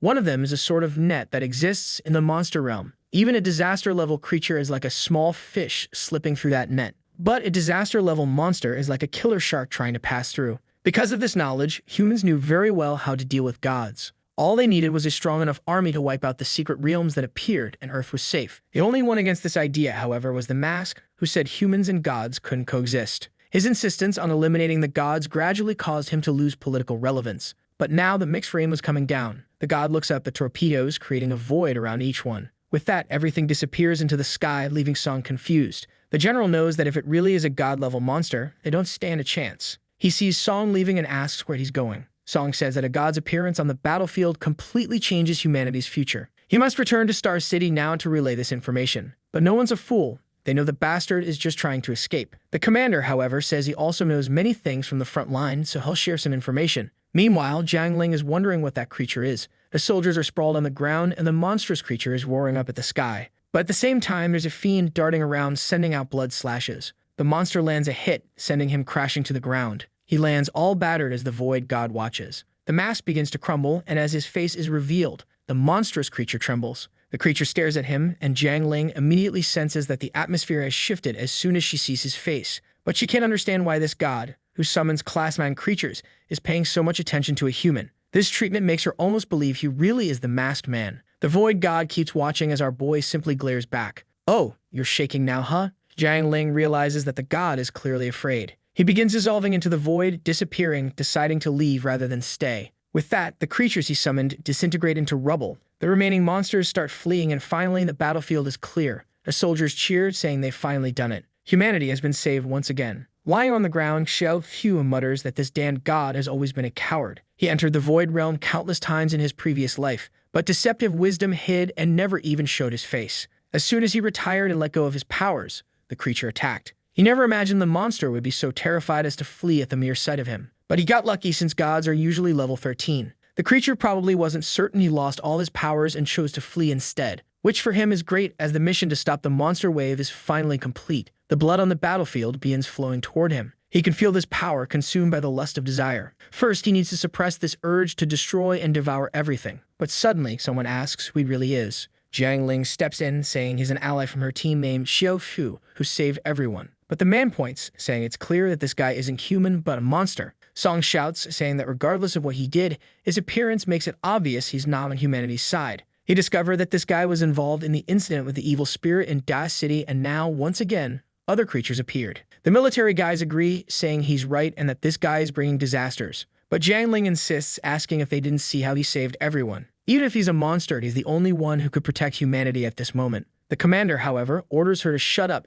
accusing her of protecting the monster. Since they're on the same team, he's certain they're all involved in this monster wave incident. As the frontline commander, he orders them all to be arrested. Man, I'm curious to see what happens. They're surrounded. The guy tries to slash Xiao Ku, but he effortlessly grabs the blade and sends both attackers flying. The commander foolishly thinks he'll win and goes in to punch him. But with a simple sword movement, Xiao Ku blocks the attack. The commander can't believe he's blocking so easily after that battle. Then, out of nowhere, Clingy Song comes in for a hug, but Xiao Ku grabs his arm and twists it completely. Ouch. Then he whips out his sword, giving him a taste of his own medicine. Think he's down? Nope, he's the monster here. Blood on the ground, looks like he's in a different manhwa now. Our guy is cold-blooded, no feelings. He just stares down the fools and locks eyes with the captain. The captain, puzzled, orders the soldiers to capture him. But I doubt they'll last long either, as he summons the Raven Horde. He appears beside the commander, asking where he thinks he's going. The guy claims it's clear he's a traitor and wants to know what he's planning. Xiao Fu tells him not to worry. He's only going to do exactly what monsters are meant to do. He strikes again, spilling another bucket of blood. Jiang Ling is now terrified. Better stay silent, girl. Zhengyi, never one to miss an opportunity, punches the ground and apologizes for being late. This guy is skilled. His hearing and smell are sharper than anyone else's. He knew the truth from the start, and he welcomes the masked man back. He says humanity has been waiting for his return, and once they reach Star City, he'll get everything back. The front lines, the army, the weapons. He'll have control over it all again. But Xiao Q, our guide a few words, doesn't say much, remaining silent. Zhengyi is a bit confused, sensing an aura around him. With that, Xiao Fu vanishes before his eyes. An announcement is then made, saying that with the help of the Union's forces, humanity has achieved its greatest victory yet. Over 1 million monsters have been eradicated, including 25 Class 8s and 12 Class 9s. They show photos of some sacrifices, saying that though they were numerous, it was a glorious victory. They even label our guy as a criminal, saying he sold out to the monsters and caused countless casualties. Everyone is in disbelief, saying he looks like an ordinary human, until Yao tells everyone to shut up. He says that in this glorious battle, they had brave soldiers fighting for humanity. They'll capture these damn traitors and bring them to true justice. The crowd starts shouting, saying they can't let a criminal escape. One of the reporters then puts a hand on the guy's shoulder and tells him to film it. When they look up, there's our boy standing on top of the building. Oh boy, everyone better start running because things are about to get intense. Yeah, everyone's already fleeing. The guys pull out those little Walmart knives, but man, they're brave. I'll give them that. He dodges easily, delivering slaps left and right. 3 more come in. He hands out 3 more slaps. The guys are confused since he's not even using his full power. They don't stand a chance. Reinforcements are arriving, but he starts activating his power. Calmly, he walks through the crowd and locks eyes with Yao. Right then, Yao knows it's Xiao Ku. He's terrified, having seen the videos and knowing how strong this guy is. The person everyone believes to be the former masked man. Technically, no one knew his true identity, but this was the perfect opportunity he'd been waiting for. The masked man is respected by the entire nation, but now he has a power that could also give him a chance to win. Xiao Fu keeps getting closer. Meanwhile, Yao whispers to himself that he has to act quickly. Our guy is right in front of him while Yao shakes, clutching his enhanced weapon. But Xiao Fu just ignores him and goes straight to the microphone. Yao collapses to the ground, petrified with fear. And with that, Xiao Fu reveals to everyone that he is the masked man. The crowd is confused since, until now, he was considered a criminal. The last person I expected to be surprised is indeed surprised, Jiang Ling. He tells everyone that he has returned, but not as some special hero, rather as the one thing humanity truly needed, himself. He says it doesn't matter if it's under the masked identity or any other, as he is the only solution to pull him out of this abyss. Clearly, his absence for just a short time showed that everything would spiral to an end without him. The crowd is stunned, saying that the masked man they knew was much humbler. But our guy continues, saying that out of pure fear of his power, they'd exiled him this way. Weakness isn't a sin, but arrogance is. And that's why this time he's not just asking. He's taking all the resources available to become as strong as possible. He announces that from this day forward, the entire world belongs to him. Man, he's aiming to become a true monster. The guy's got guts. Jiang Ling finally understands the words her mentor spoke back then and why Xiao Fu knew so much about the gods. I'm not sure if it's sadness or excitement, but she's crying. And strangely, the whole crowd is thrilled, saying the masked man has finally returned. Some even meal, praying to him. He's hyped, saying, I want to see those like on this video that helps Mamoru make more juicy content for his viewers, activate the cheeky little bell, and I'm out.